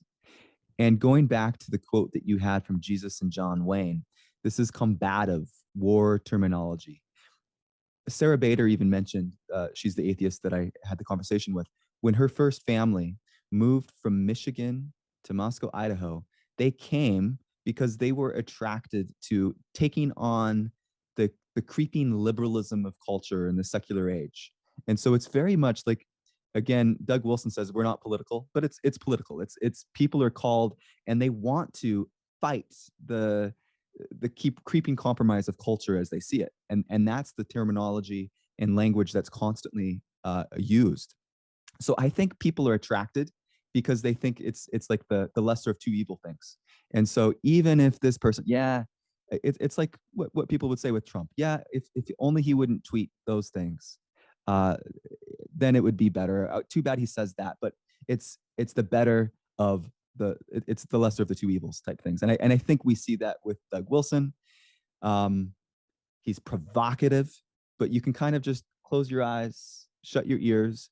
And some people honestly don't know.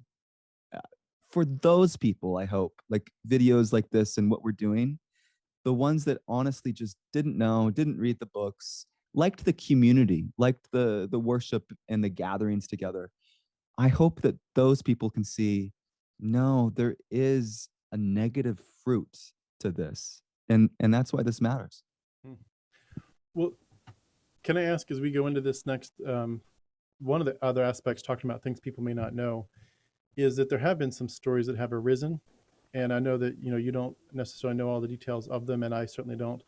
But there are some stories that have occurred, um, where what we're talking about basically we're painting the picture of there's some bad things that have happened, but for sure that could happen in this environment. But some bad things have really happened in this church, and I'm sure there's a lot more that will never come to the surface. But there's some nasty stuff that has come. Sarah, kudos to her for sharing her story. What a brave and courageous thing she's doing, getting out there. But when you have this environment where you've got male patriarchy on steroids, you've got misogyny on steroids, you've got women being told this is your place, men are in charge, basically, shut up and let us rule.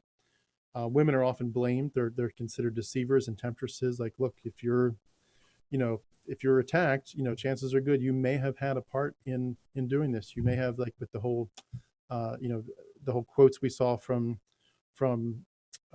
with the Natalie Greenfield story, where they're saying, like, look, we've read your journal. It looks Yeah. like you were baiting him or something. You were inciting this. You're the fault. You're the fault. So you get people that are And she was 14. 14 years old with a 24-year-old guy at that point, I believe. People that are totally being abused and set up and groomed and tricked and deceived, and yet somehow they are the deceivers and they're the perpetrators. And, like, when you get at a context like this environment where this kind of stuff happens, the victim blaming, people, even like you mentioned, Mike Lawyer, I believe is his name. People who would say you're stuck on being a victim. You just want attention for your music career. You're bitter. Yeah. They want to keep on making everyone else the victim except for the actual victims. They want to keep on defending the men. Could you give us some even generic examples? You don't have to be specific if you don't have them, but what kind of things are you seeing come out of this church that people need to be aware of from the past, whatever, 10 years? Yeah. So personally, I've had people over at my house talk about their story, received letters, emails, and the kind of thing that happens is absolutely emotional and spiritual abuse. And it's hard for people, like we mentioned earlier, to really put verbiage to that. But when you see the pattern that happens again and again, it's just absolutely there. So one of the ones we mentioned in our video that we did, there was a letter, and she put her name to it. So I can say her name is Kimberly. And she wrote me an 11-page letter detailing all of the things that happened. And one of the things for her, again, like, you just have to put yourself in the place. Imagine if your husband was not there, was not only not active, but was negligent. And when he was there, he would be emotionally abusive. There would be fights all the time. But then on top of that, when he did show up, he would say, yeah, I want sex. This lady said, I felt like a prostitute. Then when she went in for counseling, it was, she was the one that was shamed. You just have to submit. Like, yeah, you gotta give sex. You gotta, and what that does to you emotionally and spiritually is it beats you down. She is still a believer. Um, but the spiritual component that was there was heavy, heavy, heavy. Another example, lady that came over to my house was in the marriage for a long time. Husband had addictions, and her remedy from the church was more sex. And you actually see this in Doug Wilson's writings as well. He does like a question and answer thing, and a young person writes in, I'm struggling with sexual lust. What should I do?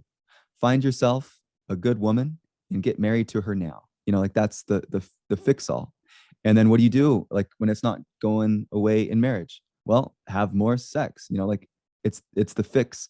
And then even in the counseling component, like, this is what happens. Like, what should we do? In this one lady that we were talking to, the husband actually admitted to a whole host of problems that he had. So the church had that on record. They had those things. And what really should have been done is he should have gone to a good therapist and had it worked out. The church should have said, this is outside of our expertise. Go to a good therapist. We'll help sponsor, we'll help support that. They don't do that. They aim the guns at the wife and tell her to be more submissive, and that these problems will go away. And I've heard those examples enough now to know that it's part of a larger pattern.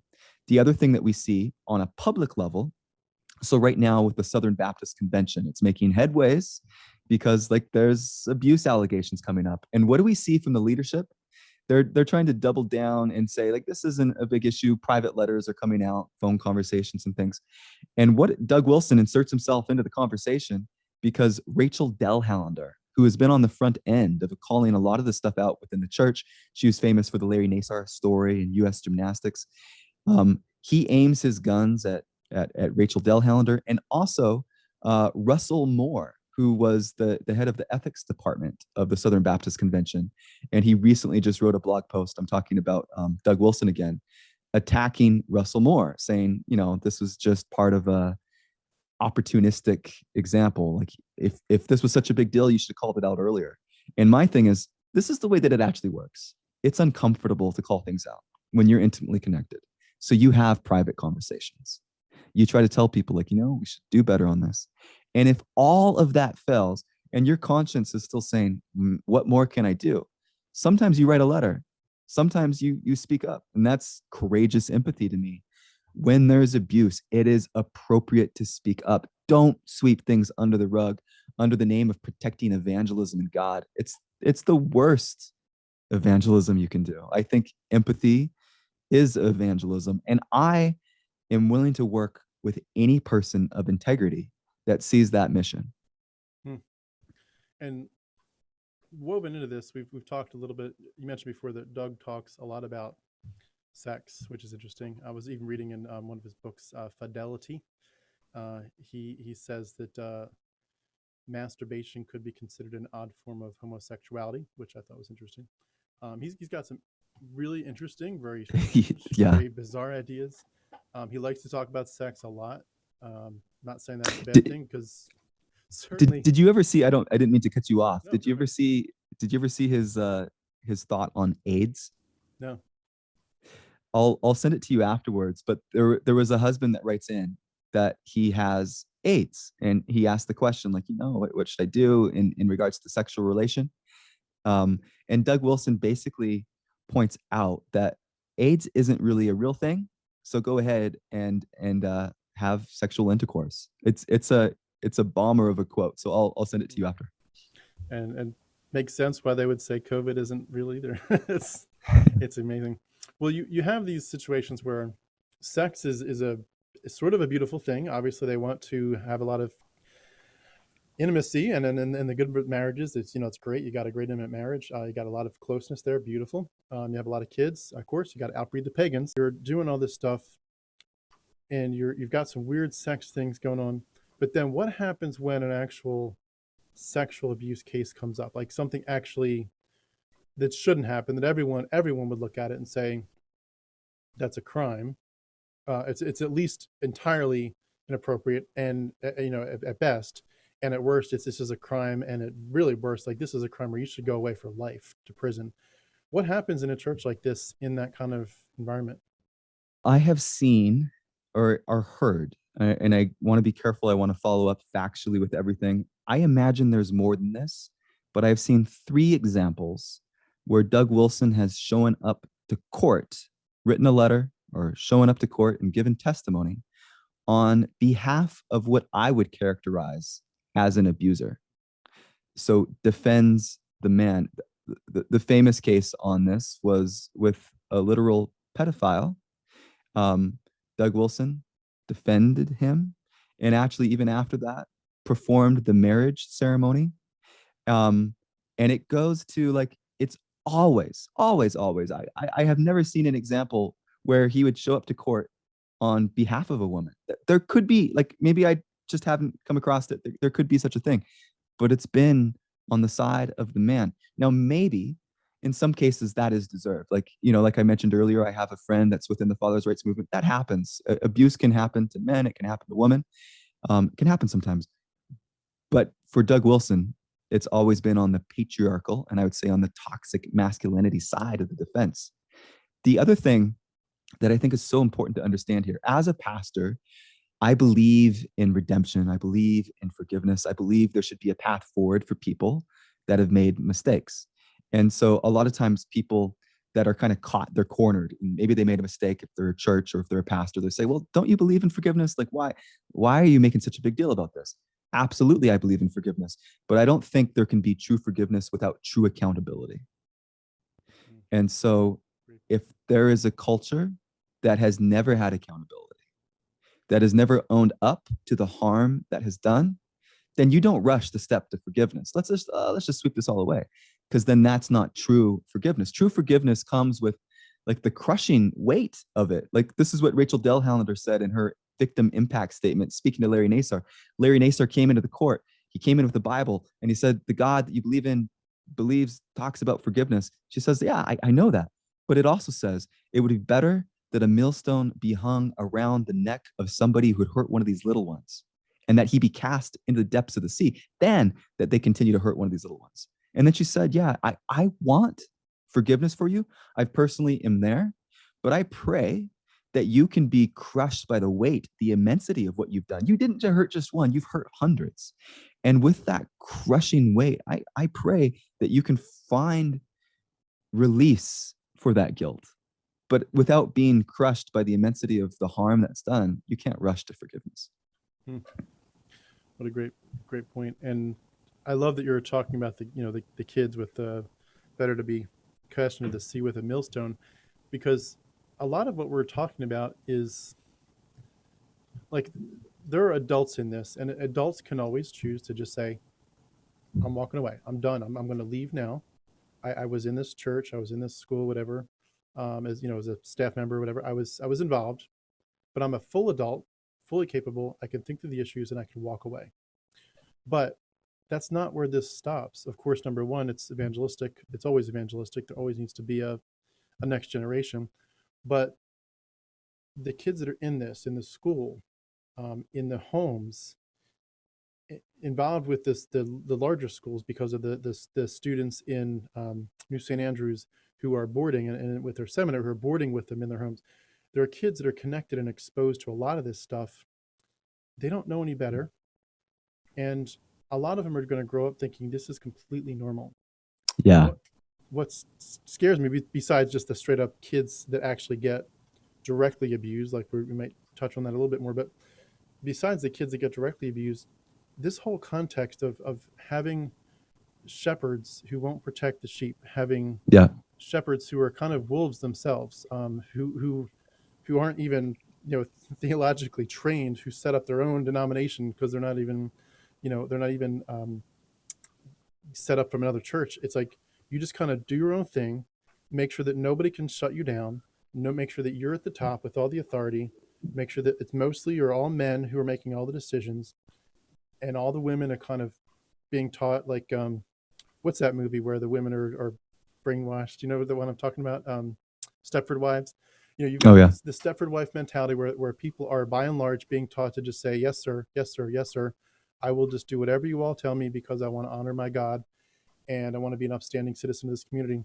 And the spiritual and the emotional, the psychological abuse, it gets to a point where, to me, it's a worldview. Like it switches from I'm an adult, I believe this stuff, I could stop believing it because I'm not, I read something, I don't like it, I'm going to leave this church. To, for kids, this is a worldview now. Worldview meaning this isn't what you said, I thought about it and I agree, I believe it. This is what you were just instinctively, it's in your deepest nature. I just know that I know that I know that this is the best way to do church. This is the way to do life. This is the way to do relationships. This is the way to do marriage. You get that at the deepest level. You raise a whole generation of kids in it.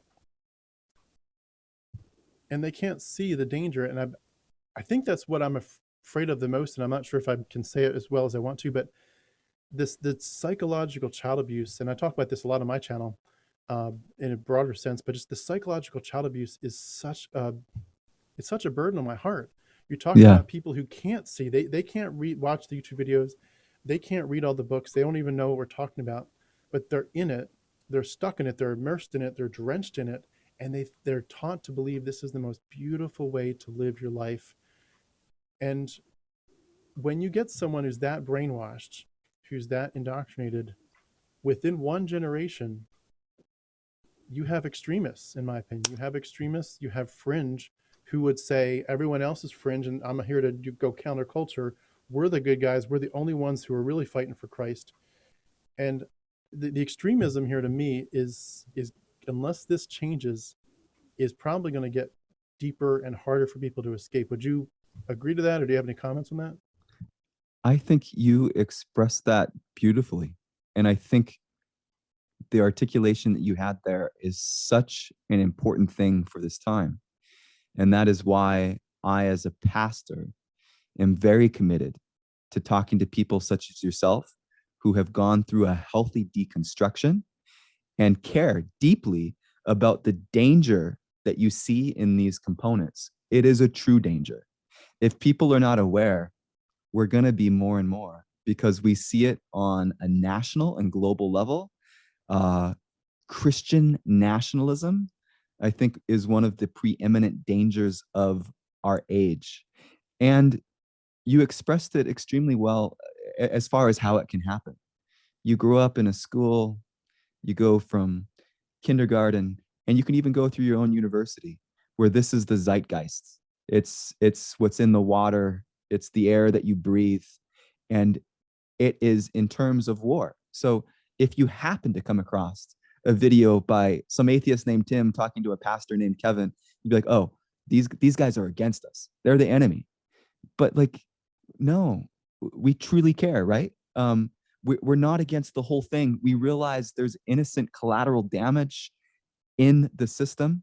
We're not speaking about uh, all of Christianity being completely poisonous. It's the toxic expressions of that. We want religious liberty for people to believe as they are convicted to do so. But when there's expressions that are actively causing harm, we need people to have the courage to address it. And if nobody addresses it, if nobody does like Sarah Bader in grade 9 and says, excuse me, no, then you just start to follow the status quo and think this is just the way the world is. This is what Christianity is. This is what I should be. Yeah, and it reminds me of what you're describing. That reminds me of the whole Me Too dynamics, where you have people that are afraid, probably, I would imagine, to speak up for fear of retribution or not being believed. And all of a sudden, a few people speak up and say, to take that brave step and say, I went through something horrible, and I'm assuming, maybe I'm alone, but I need to make it known. And all of a sudden, out of the woodwork, oh, that was my story too. That's it. And all of a sudden, it, number one, encourages the people that are very much afraid to speak up to say, okay, I'm not alone anymore. I can speak up. And I remember Sarah talking about in your one of your interviews that it's like I think she used the word wave or something, but it's like there's a wave of people coming out. This is not some little, well, there's hundreds of people that are just thriving and healthy, and this is so good. And there's like one or two people that had a bad experience and they're just pissed off at the pastor. So let's raise a ruckus. No, we're talking about a whole dynamic of a whole bunch of people who are raising their hands and saying, I couldn't raise my hand before, but you know what? You're correct. This happened to me too. I was psychologically abused. I was hurt by this system, and this is not healthy. This is not healthy Christianity. This is not healthy humanity, and this needs to stop. And I do want to say, you kind of touched on the word courage. I want to say to all the people that have done it so far, that have stepped up and said it, thank you for being courageous enough to share your story. I've been in touch with a few people in this story. I won't share their stories because a lot has been shared in confidence. But I've been in touch with people, and you can hear, number one, the courage, but you can also hear the fear. You can hear the fear. People that know that this church is, in fact, from what I've heard, and I've heard some really scary stuff, it's run like the mafia. You cross them, and they will get you back. They will publicly try to shame you, but they will actually try to hurt your business. They will try to make sure that your life is miserable, and they may even follow you. You may be just looking out your window, and there's a car of someone from the church staring at you. This kind of stuff, guys, this isn't normal. This is mafia Yeah. church kind of stuff, and this is the kind of stuff that where you got to admit where we started from. This is not just a church. This is a cult, Yeah. and I want to say again, I applaud the people that have had the courage. I'm sorry for what you've been through. I hope that for those of you that are not in a spot where you're like, trust me, if you knew what I knew, you would not speak up. I can't speak up right now. It's not the right time. Granted, there's some of you that have to stay quiet for now, but I hope there's a season where you can speak up safely for yourself, for your kids, and get the help you need. And I wanted to maybe start to move us toward a conclusion by asking you to start to teach, to think about maybe what you would also say to people who have gone through this, who either have spoken up or would like to, and also not just the speaking up, but how to start to heal from this in terms of being able to say, you know what, there's a better way, and I want to tell my story. I want to get it out there. I want to help other people escape. All that kind of stuff is so important, but I want to just learn to breathe again. I want to be able to look out at the night sky and think, this life is not oppressive. This life is beautiful and glorious. And to go to their church and not think, I wonder who's talking about me. Or I wonder who Yeah. who knows what, and this, just to think, whether you're going to a church or you're just going to your friend's house, to think the people that have surrounded me, the people that are surrounding me, they simply want my best. End of story. And whether I'm the one that's made some mistakes or everyone else has, or a mixture, they just want me to heal. They want me to forgive and be forgiven. They want me to grow, and they want me to be the best person I can be. And they're just like, I can't start yet. This is such a dark cloud over my mindset, over my life. I've Yeah. got either memories, I've got relationships that are going to get extremely stretched thin if I speak up at all, or even if I just make private conversations with people about my stance changing. And I can, before you answer, I was saying I can vouch for it myself. When you come out as an atheist, which I did, um, people ostracize you. People, and this is, I'm Yeah. not trying to compare the abusive thing with Yeah. this, but almost, I remember listening to Natalie Greenfield's story about how she went, like, it when it first became public, she didn't have anybody asking her in the church, how you doing, can we help you, can we support you, just something to say, we're with you. People would just kind of quietly stare at her from a distance and not say anything. Yeah. And the same thing happened when I became an atheist. People knew I knew the gospel. I've memorized thousands of verses. So I knew the gospel backwards and forward. I preached it. I preached it in soup kitchens and churches, written papers on it. I went to Hmm. Bible college to be a minister. I know the Bible backwards and forwards. I've made my personal copy of the Bible. I went to mission school. I've listened to sermon after sermon after sermon. I've read book after book after book. The Bible was my bread and butter. I loved Yeah. Jesus Christ and I loved his kingdom. And so the people that watched me deconvert, they knew that I knew what was at stake, meaning Yeah. the hell, the fire of hell. They knew what was at stake in terms of losing community and losing the respect of that. And yet I still made the choice to deconvert and say, this is mythology, this is not real. And the quantity of people who said, why did you do it?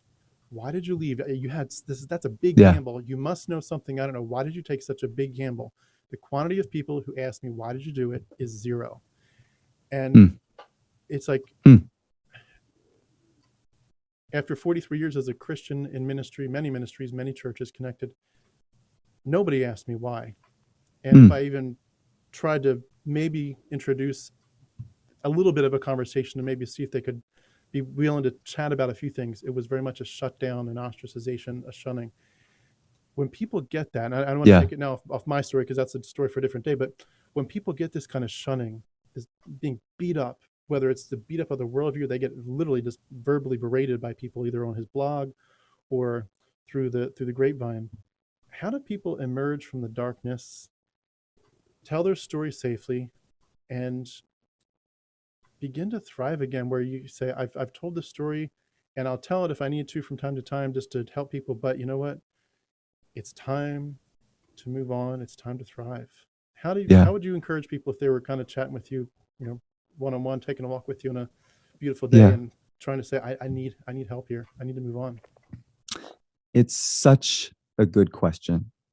And the first thing that I want to say as a pastor is I am sorry that so much of the church has been this poor in listening with empathy, in responding with genuine care. And when that has been the response, like you said, how many people were curious, leaned in, checked in to say, Tim, like, why? Like, it shows like the negative fruit of that system. One of the things, I was just talking to a friend of mine that's been watching these videos and is in her own abusive relationship.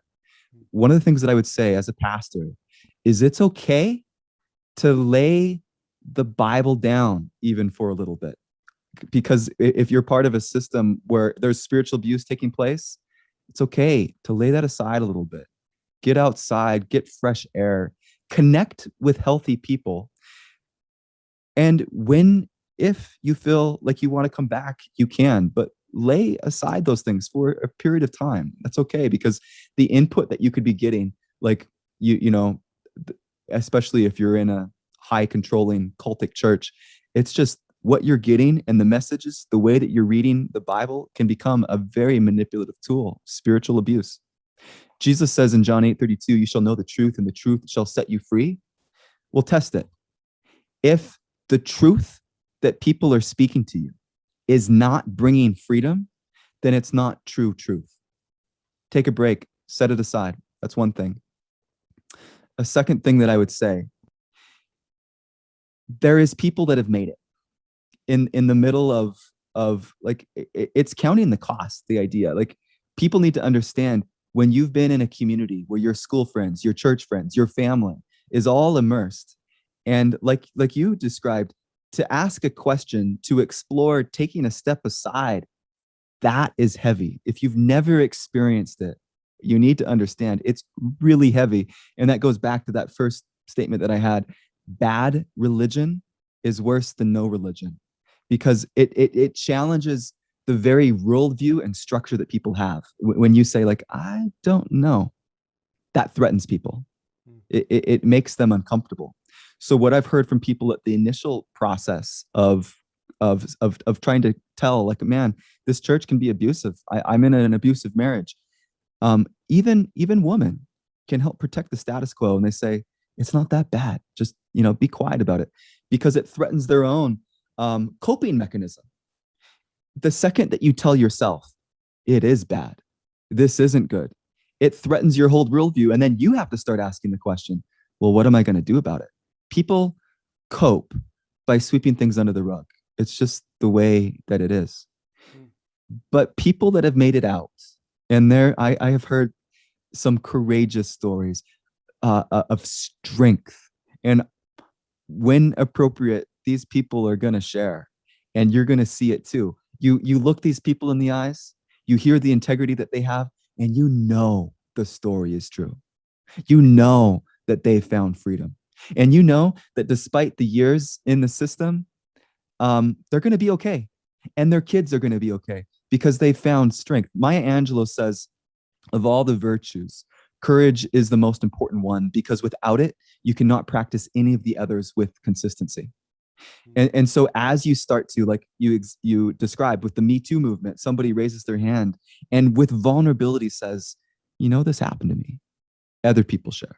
And then as you start to see, actually, I don't need to be timid about this because what was done to me was wrong. That brings courage, and solidarity and courage together creates a system that can bring down corrupt structures. It doesn't always happen. I'm still hesitant to believe that Doug Wilson in Christchurch is going to explode, because it's a massive machine. Yeah. But what I am hopeful about is that people of integrity and honesty that are questioning, like, is this the way that the world should be? We'll see. No, not if you're being abused, not if there's not freedom and love there. So walk towards the love. I believe God is love. And I think I look forward to having more conversations. My whole thing, I don't really care about converting people to what I believe. I care about learning, being curious, and having integrity. And even in this short conversation, I've seen that with you, Tim. So I'm thankful for you. And in some ways, I think our missions align. And we're not going to agree on everything, but man, let's model to people that's okay. Nobody to have complete uniformity would be impossible. We come from such different families, backgrounds, but what we should have is respect and the ability for people to choose for themselves. The marketplace of ideas, that's confident pluralism, and I'm supportive of that. And that's the best of religious liberty. Any religious expression that is so threatened by the other, that makes it us versus them constantly, I think is toxic. And unfortunately, we're seeing a lot of that in the world right now. And as a pastor who still believes in God, I want to make a distinction. That's not my God. That's not my belief.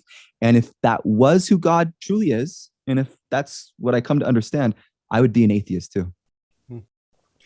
Amazing thoughts. And if I could just piggyback off of a lot of what you said with, but especially the whole idea of the marketplace of ideas.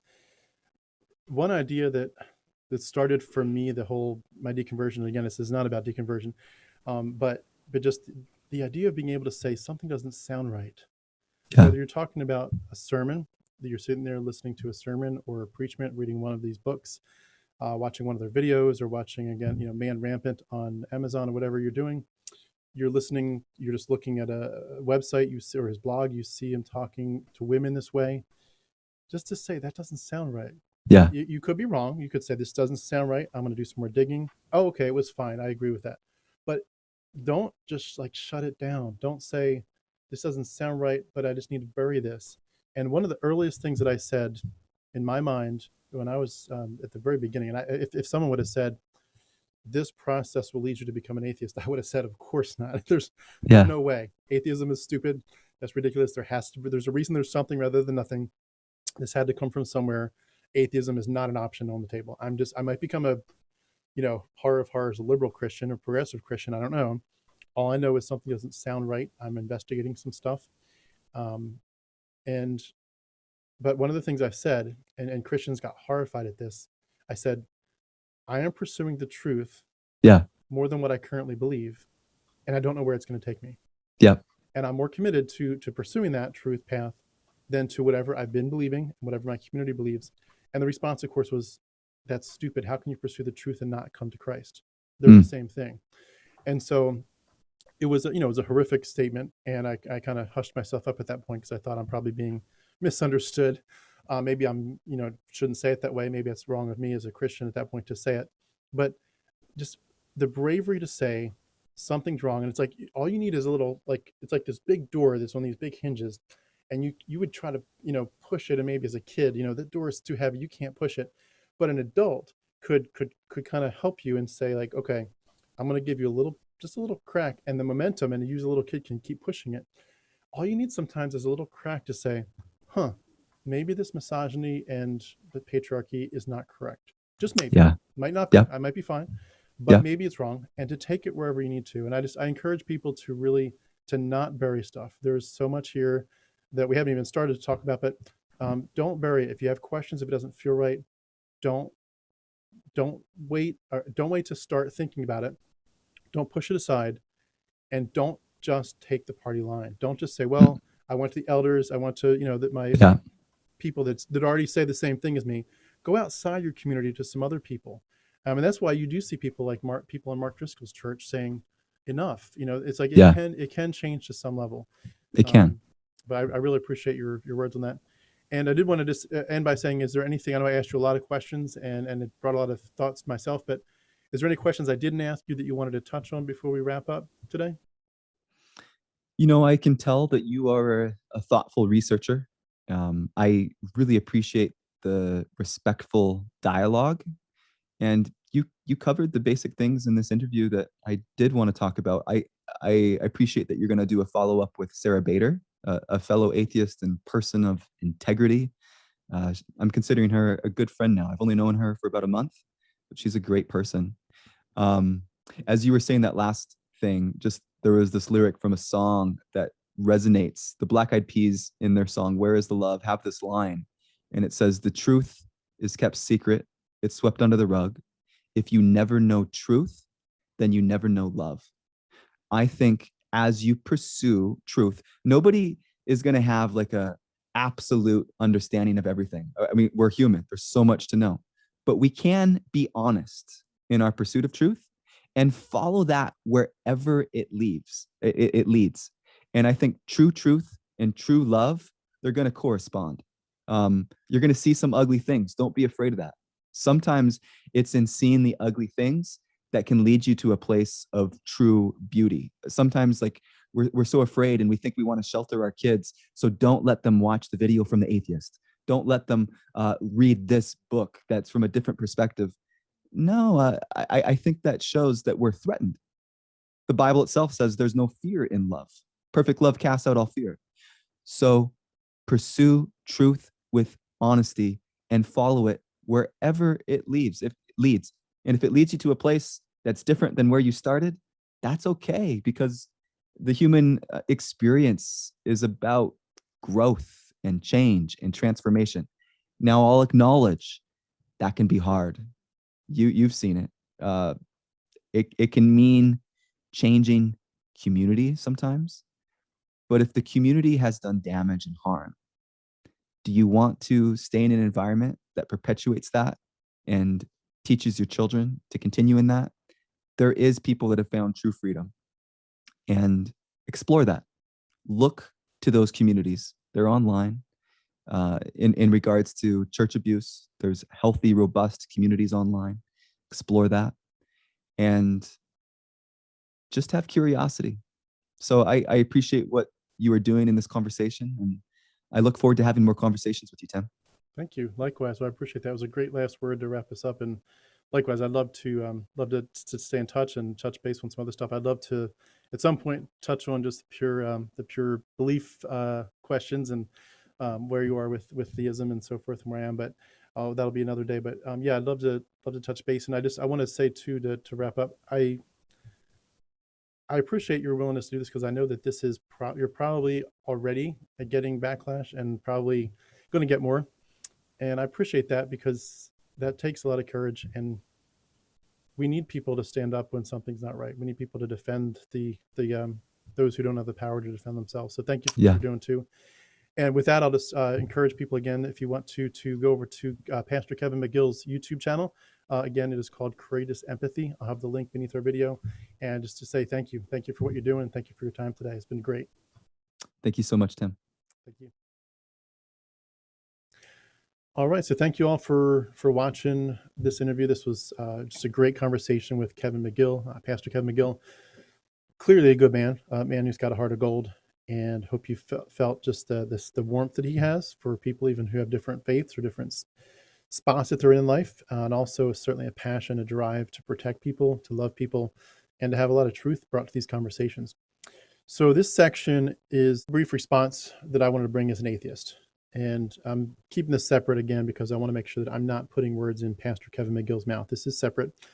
He did not in any way have a part of this in terms of my preparation for this, what I'm reading from, my notes, or any part of this. So this is not Kevin McGill's stance. Make sure that's crystal clear. This is my stance as an atheist. And again, for anyone that doesn't know me, I was a Christian for many, many years, deconverted about 2 years ago. And I've obviously now got a platform called Harmonic Atheist. What I wanted to talk about was this.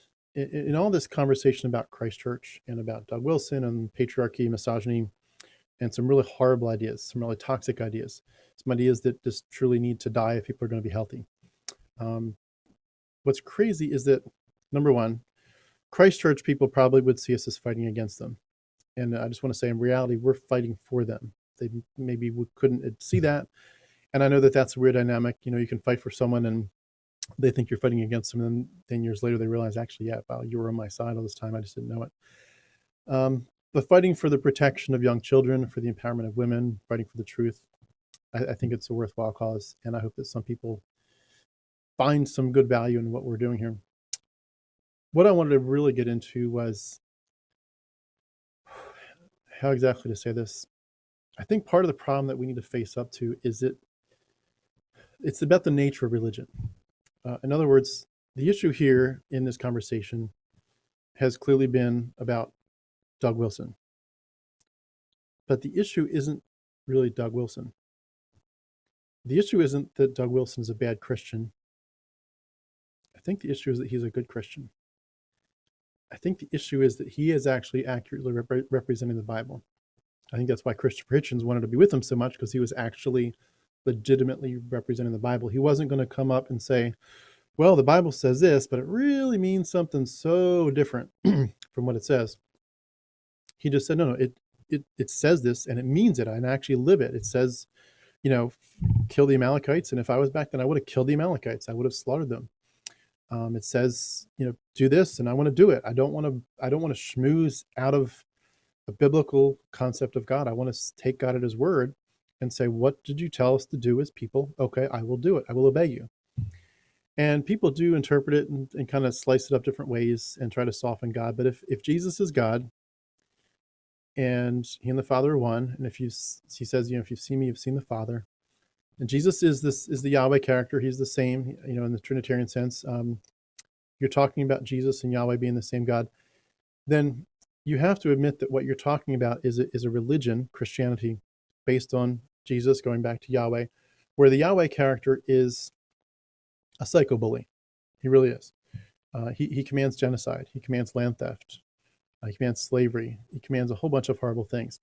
And Jesus says, I've not come to abolish the law. I've come to fulfill it. You have a King David, for example, in the Bible, who is praised by Christians. We sing his songs on Sundays. We write songs based on his songs. King David was abusive beyond words. If you don't know his story, read into it. But if he were alive today, he'd be locked up, not just in a prison, but probably in a psycho ward, and he should be. Same with Abraham. Abraham was his story is of a psycho guy who was willing to kill his own son because he heard a voice from heaven. By the way, if you hear of any voices telling you to kill your kids, please go get help quickly. You have Lot offering his daughters to be raped, and then they get him drunk and conceived by him. He's called a righteous man in the New Testament. You have an entire group of people who are willing to stone their own children to obey the Yahweh character, to say, if God says, if my kids are disobedient long enough with a habitual pattern, that in certain circumstances I can take him before the elders of the city, and we collectively, starting with me, will stone him to death. You have imprecatory psalms where people are saying, blessed are the ones who dash our enemies' babies against the rocks. Doug is looking at this, and I'm sure a lot of people in that community are. They're taking the Bible literally. They're seeing this God character, and from an outsider's perspective, he's an aggressive, psychopathic, bizarre, bloodthirsty character. And so when Doug Wilson says things like, I swing to shatter, he's not coming up with his own mean stuff. He's not not saying, I want to be some meanie. He's saying, I want to follow God. God swings to shatter. God shatters. So will I. I'll do what God does. I'll be like God, and I'll be his man. I'll be his minister. I stand for Yahweh, and you can't have it both ways. You can't stand for him in some passages and not stand for him in others. You have to obey God. You have to be obedient to Yahweh. I see people reading quotes from Doug Wilson where he says the husband should be lord over the wife. And some people act like this is such a shock. Like, what? The husband should be lord over the wife? What are you talking about? How mean is that? Really? Biblical literalism, people, really? You haven't seen men lord it over their wives in the Bible? You haven't seen it's pretty much always men getting the word from God? Always men doing the leadership, apart from a few rare exceptions. And those exceptions were almost given the implication of, if the men had stood up, then this rare exception, the women shouldn't have needed to do this. They only needed to do it because of this rare example where the men wouldn't do the right thing. Subjugation and messages of submission and dominance are rampant in the Bible.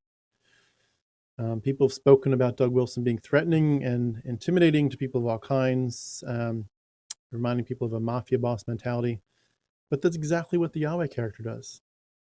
Especially when you bring the New Testament into it. You're talking about a God who says, you do it my way, I will absolutely give you a path, and if you do it my way, everything will be fine. And if you don't do it my way, you're going to burn in hell forever and ever in eternal conscious torment. There are ways to wrangle around this as a progressive Christian, but the reality is a straightforward reading of this says you're going to go burn. You're going to get tortured. The words are from Greek mythology, even talks about Hades, talks about Tartarus. We know what those passages, we know what those places were. This is all mythology, and we know what those places meant. So when they copy the words, we know what they're talking about. Talking about underground places of torture. And God says, if you don't accept the blood magic paradigm, if you don't become part of the scapegoating death cult, if you don't bow your knee to this book, even though it makes no sense, and is full of contradictions, full of anti-scientific concepts, if you don't bow your knee to this book,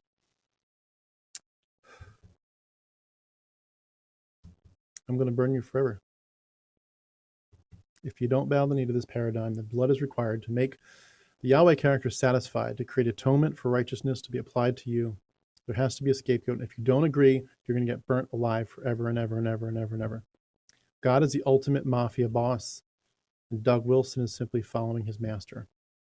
And people that want to say this is about bad leaders, I'm sorry, but you've got a really bad book. This is not about Doug Wilson. This is about the book. This is about Christianity. Doug Wilson is being true to the Word of God, to the Bible's messages regarding patriarchy, in my opinion. The Bible's not equivocal in this issue, guys. The Bible's not fuzzy. God picks men over and over and over and over and over and over. God got started with the man, and the woman being deceived was in the transgression and tempted him. God started with the man, and if he'd been able to find a suitable companion in the garden with the animals, he wouldn't have even needed to create Eve. And then even if you go with the Enoch story, still the women are if that was the original origin story, the original Genesis, still women are the cause of the problem because they tempted the watchers. Clearly, women are the problem in these stories. It's always the men who are the priests. It's always the men who do the sacrifices. It's the men who burn the incense. It's the men who have the ephod with the magic rocks, the Urim and the Thummim, to tell God's will. It's the men who are leading the tribes in various ways. Only rare exceptions are women let into this paradigm, only for a short time. It's nearly always the man who gets the revelation from God. It's nearly always the men who are judges and the political leaders. 1 Peter 3:6, for in this way in former times the holy women also who hoped in God used to adorn themselves, being submissive to their own husbands, just as Sarah obeyed Abraham, calling him Lord, which means master. Ephesians 5:22-33, not going to read the whole thing here, but wives, submit to your own husbands as to the Lord, for the husband is the head of the wife. The husband is the head of the wife. Yes, it does say earlier you should submit to each other, but now it says in that context of you all submit to each other, still the husband is still the head of the wife, even as Christ is the head of the church. As the church submits to Christ, so also wives should submit in everything to their husbands. You can't slice and dice that up so far, guys. It says wives should submit to their husbands in everything. Titus 2:3-5, older women likewise are to be reverent in their behavior, not slanderers or slaves to wine. They're to teach what is good and so train the young women to love their husbands and children, to be self-controlled, pure, working at home, kind and submissive to their own husbands, that the word of God may not be reviled.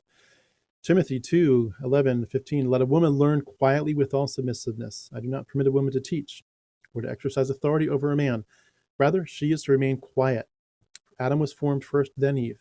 And Adam was not deceived, but the woman was deceived and became a transgressor. Yet she will be saved through childbearing, if they continue in faith and love and holiness with self-control. 1 Corinthians 11:3, I want you to understand that the head of every man is Christ, and the head of a wife is her husband, and the head of Christ is God.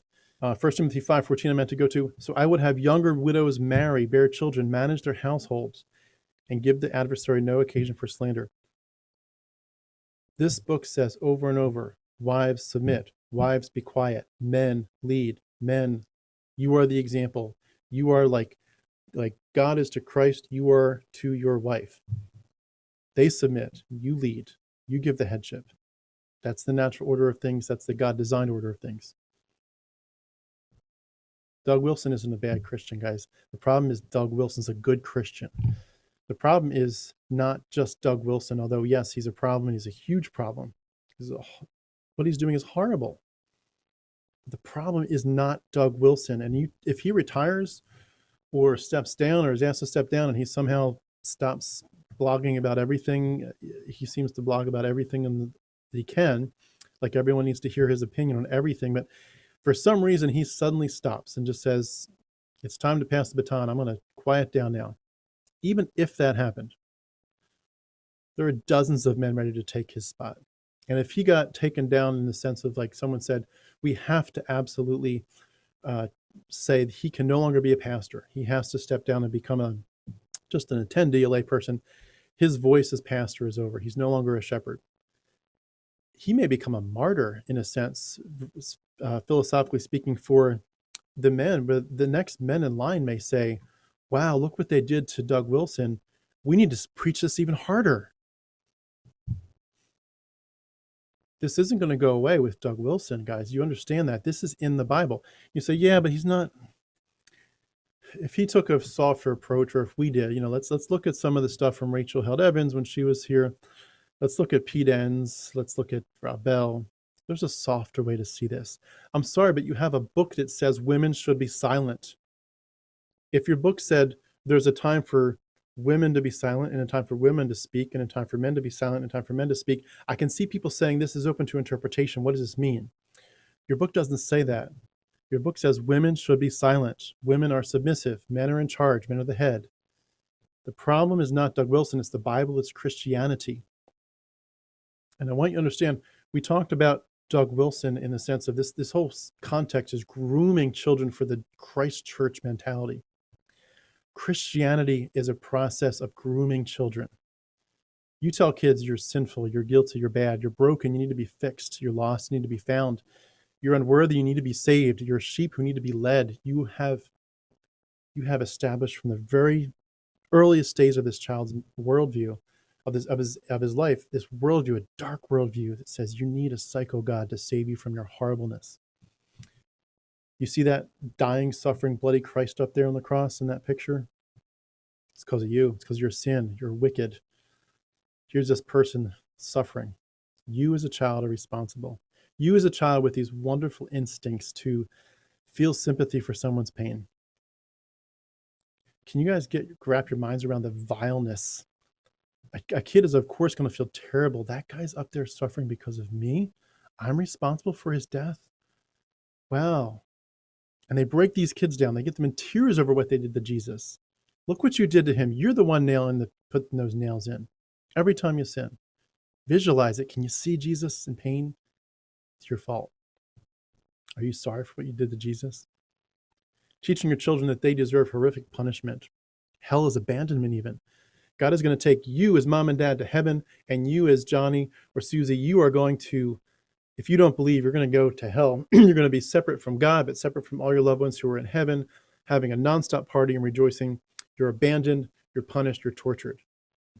How in the world are you going to enjoy heaven with people that you love being tortured and screaming in pain forever and ever and ever? And all they can say is, well, if we understood the white hot holiness of God, if we understood the beauty of his holiness and his righteousness, we wouldn't worry about that. We'll understand when we get to heaven. No. It's mythology, guys, and it's sick. It's really deeply, profoundly sick. This unconditional love that is totally conditional.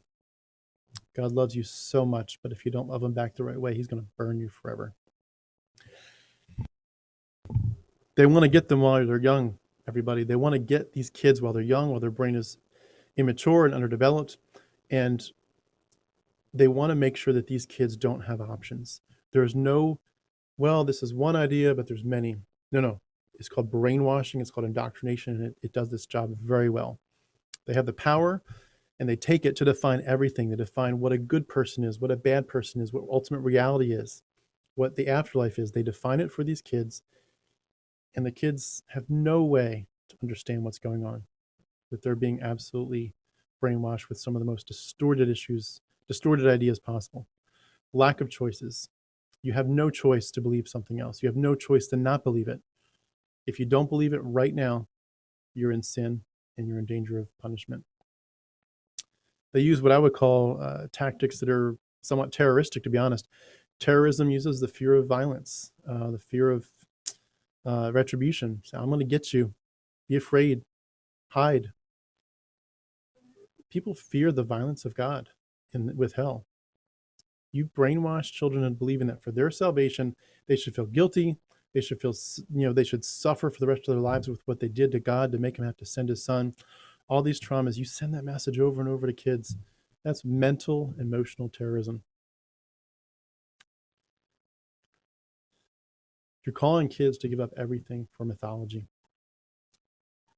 This whole thing is a grooming process. It's an absolute grooming process. Just like you might say to a kid, hopefully, sweetie, you don't have to let other people hug you. If you don't want to hug, you just say, no, it's your body, your autonomy. Uncle so-and-so, if you think he's creepy for some reason, you don't want to have a hug, that's fine. You don't like his mustache because it rubs your face. Fine. It's your body. You decide who gives you a hug and who doesn't. We would give kids that gladly, that freedom to say, my body, my choice. But who's next to my body, who's touching me, who's in my space. When it comes to your thought life, absolutely, you have no freedom whatsoever.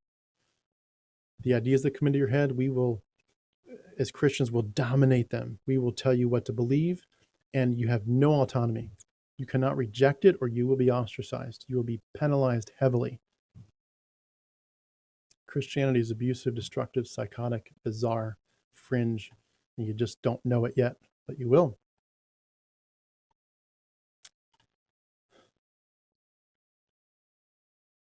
These horrible ideas, it took me 43 years to escape it. 43 years. Let's talk about the Yahweh character one more time. God clearly commands. Let me actually take one step back. The Bible, before it commands some weird things, it's just bizarre. Your book starts with a talking snake on page 1 or 2. Like, do you not see that? Your book starts with a talking snake. It goes on to deal with talking donkeys, the sun standing still, bread falling from heaven, an ocean, a sea opening up to let people cross through, an angel of death, flat earth, and being on top of pillars. Like, do you not see its mythology? Then you add on horrible ideas like genital mutilation, blood magic, scapegoating, favoritism, tribalism, awful discrimination, mass murder, genocide, warmongering, apartheid, basically, forced eviction, controlling bloodthirstiness, the shedding of innocent blood, making permanent prisoners of war, ethnic cleansing, hate crimes, endless violence and brutality, taking hundreds of male foreskins as trophies, priest-administered abortions. This group in Moscow, they're so pro-life, and yet your own book tells you how to administer an abortion. It gives you a recipe for dust water, for how to do an abortion when the man thinks he has a reason to be jealous. Maybe the wife was sleeping around. Your God that's so pro-life kills babies left and right. The angel of death in Egypt, Noah's Ark, the genocides of Canaan, over and over. Thankfully, a lot of it is not real history, but if it was history, you would defend it, and you do defend it as if it were.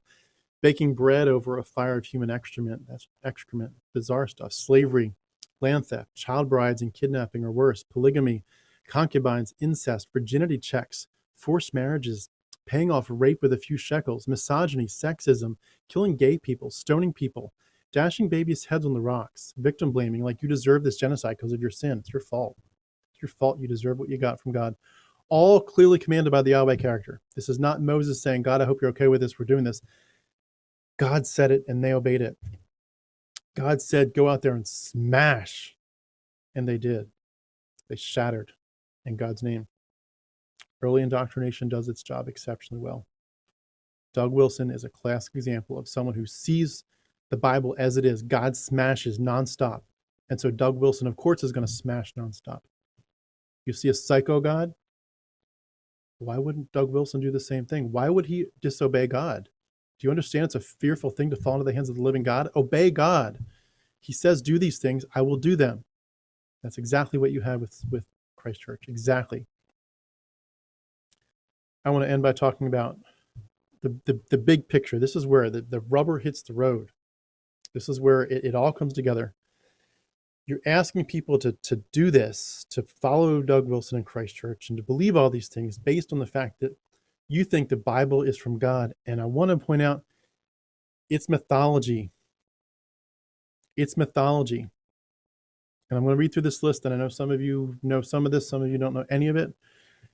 I hope some of it's helpful. You need to start studying, guys. If you're in this, you're in the Christian world and you think you know it. I was a Bible college grad, memorized thousands of verses. I didn't know almost any of this stuff. They don't tell you. They keep the truth very well hidden. If you dive deep into mystery cults, such as the Greco-Roman mystery cults, you realize pretty quickly that Christianity is just a Jewish version of a Greco-Roman mystery cult. You can look that up on YouTube in a heartbeat and find apologists who will say, no, it's so different, it's so different. You can take your 20 minutes or 30 minutes and say, oh, good, the apologists put that one to bed. It wasn't the same. This wasn't a Greco-Roman mystery cult that was Judaized and turned into Christianity now. It wasn't. Look deeper. Keep looking. You'll see it. It absolutely was a Greco-Roman mystery cult that got turned into a Jewish version and then turned into Christianity. The New Testament is heavily influenced by Aristotle, by Plato, by Pythagoras, by Stoic philosophies woven all throughout it. Zoroastrian and Egyptian influences abound in the New Testament. It copies extensively from the Greek pantheon and Mithraic beliefs. Luke and Acts are based heavily on Homer's Iliad and Odyssey. With all this classical stuff, do they tell you how much Homer's Iliad and Odyssey is woven right into the scriptures in the New Testament? It's unbelievable, both in structure and detail and in quotes. The Gospels also quote and have borrowed from storylines from Euripides, from the Bacchae, and from Virgil, deeply, overwhelmingly. It's like, how can you not see this once you see it? And you can't unsee it once you get to that point. You find out the Gospel of Mark is based on the structure of the zodiac, the order of the constellations in the right order. It's right there in Mark. The author of Luke borrows heavily from Josephus. The author of Luke was either Plutarch or heavily borrowed from Plutarch's writings and copying from them as well, over and over and over and over. The New Testament quotes extensively from the Qumran Dead Sea Scrolls community. I mean, look at this. Look at their books. Look at them. What's Jesus doing quoting these books from the Qumran group? He quotes and plagiarizes the much older book of Enoch 100 times in the New Testament. Again, the Christians won't tell you this. Like, no, he quotes it maybe once or twice in Jude, once in 1st or 2nd Peter, but that's it, like 3 times. We can explain those. It's 100 times or more, at least 100 times. The book of Enoch is quoted in the canonical New Testament. Dig, people, dig. It's there. It's not that hard to find. Quotes from other pseudepigraphical deuterocanonical books hundreds of times, including endless quotes from the Wisdom of Solomon, Sirach or Ecclesiasticus, Baruch, Esdras, Jubilees, Judith, Tobit, the Testament of the 12 Patriarchs, the Assumption of Moses, the Book of Jasher, the Life of Adam and Eve, the Apocalypse of Zephaniah, over and over and over and over. You think you're reading Jesus, it's that another book. You think you're reading Jesus, it's Homer. You think you're reading Jesus, it's Euripides. Over and over. It just, why doesn't Christ Church, with all their emphasis on we stand on the solid rock, why don't they tell you where this rock comes from? It's ridiculous. There are many, many quotes of early philosophers woven throughout the New Testament, not just where it's spelled out in Acts where Paul's clearly quoting from philosophers, but you don't know it. Plato, Aristotle, Socrates woven right into the text. Right there. You just have to dig and dig and dig and dig, and eventually you do see it. You find it. It's there. You have to work, because the church won't help you find it, and they will try to explain it away. Gematria, or Jewish numerology, and early Kabbalah played a huge part, especially when mixed in with Pythagorean concepts. John 21's 153 fish. Guys, they copied that story straight from Pythagoras. 153 fish. Why would the disciples of Jesus, when they finally get a chance to see their risen Lord, they're like, the Lord is here. He's in our presence. Yes, he helped us catch the fish, but Jesus, why in the world would they suddenly stop and actually, like, who's going to stop and take their focus off of the risen Christ and say, you know what, guys, I've got something more important to do than listen to Jesus's words. We got to count these fish. Come on. That's just ridiculous. But he does it. 153 fish. Guys, it's Pythagoras. It's woven all over this first 2 chapters of Luke, all over Revelation. It's on steroids in the book of Revelation. Pythagorean concepts. And guys, the Essenes were Pythagoreans. There are over 40 Gospels, 6 different books of Acts. There are forgeries and counter-forgeries, including inside the canon. There's extensive astrotheology woven in. The list could go on and on and on. Why won't they tell you? I just don't understand. Why won't they tell you? Why don't they tell you why the Jesus character had to wait until he was 30 years old to begin his public ministry? Guys, hint, there's more to this than you thought. There's a lot more. Why don't they tell you when you see that there's one gospel says he cleans the temple out at the beginning and the other says at the end? Which one is it? Did he do it once or twice? There's a reason that they do this stuff. And do they tell you about Judas Maccabeus cleaning the temple? Do they tell you about the King Basius and the 500 witnesses? Do they talk about Acts borrowing extensively from the book of Jonah? Do they talk about Paul's resurrection of Eutychus being based on Odyssey's fate of Elpenor? Do they talk about the visions of Peter and Cornelius based on the story of Iliad's Agamemnon? Paul's farewell at Miletus based on Hector's farewell to Andromache? The lottery of Matthias in Acts based on details from the lottery of Ajax? Paul's escape from prison, borrowing details exponentially from Priam's escape from Achilles? Tell them about Zacchaeus and Bacchaeus. Tell them about Plato's Timaeus and the Gospels Bartimaeus. Timaeus, Bartimaeus, Zacchaeus, Bacchaeus. Come on. Tell them about Gamaliel quoting Tiresias. Tell them about Paul and Peter, those stories mirroring and quoting from the Pentheus stories. You're so classical. Tell them. Tell them.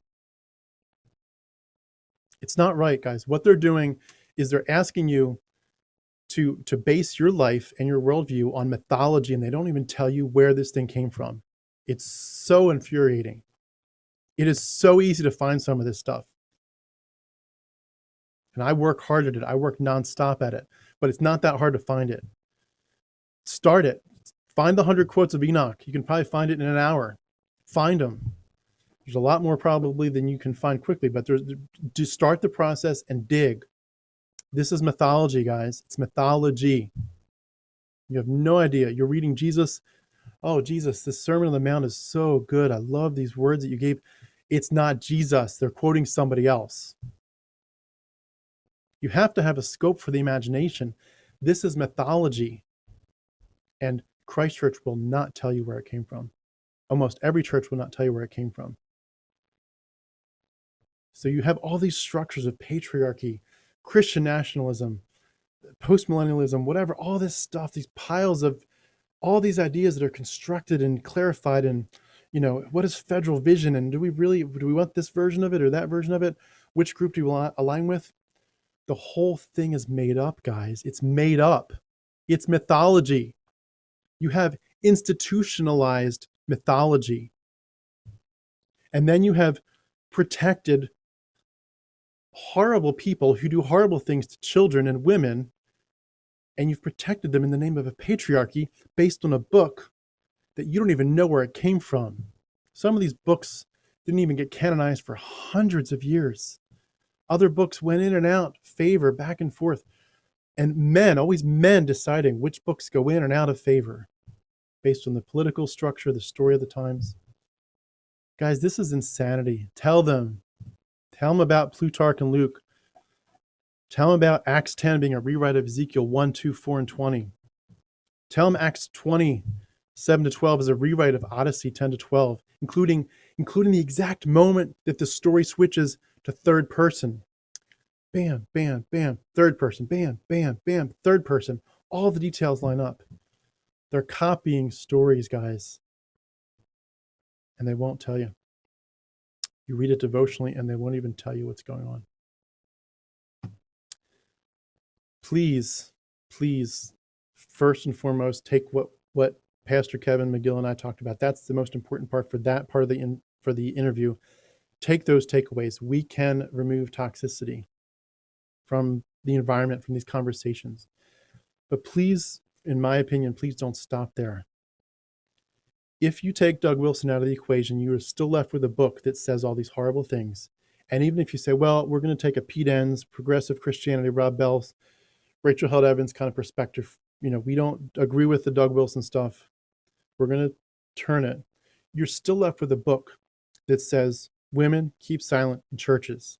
All you need is one generation to say, you know what? My pastors and my parents were progressive, but they weren't obeying the word of God. They weren't bowing their knee to the word of God.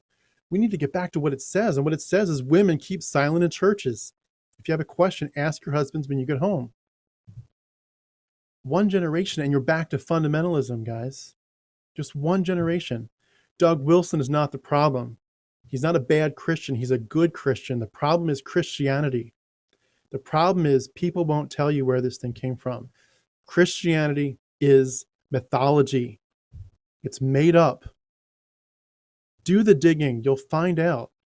This is not what you've been told. You've been told stuff that's like if you have a table of how much you need to be told to actually make a good decision about this faith, this religion, you've been told like 2, 3, 4, 5% max. There's 95% just sitting out there waiting for you. And when you get it, your jaw will drop over and over and you're like, oh, shoot. I thought I was reading this and it's actually this. I thought I was reading Jesus and it's actually Socrates. I thought I was reading this. It's actually Homer. Over and over and over, endlessly. One of my biggest projects that I work on every week, if I can, is to document every single one of these times when you think it's quoting this and it's actually quoting, you think it's quoting Jesus or Paul, it's quoting something else. Find out. I've got over 1,000 examples alone in the New Testament so far, easily, and I think it's going to balloon up much more than that. But 1,000 examples where you read it and it's some other source, completely outside of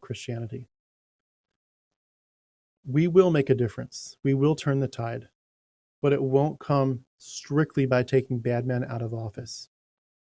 We need to take bad ideas out of office. If you let people know the truth will set them free. And the truth is, Christianity is mythology, all of it.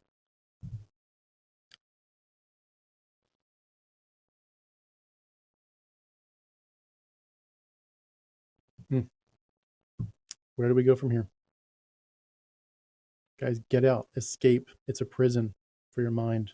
You're in the matrix and you've got keys to get out of the matrix. It's a prison. Get out while you can. It's not real. Thanks for listening.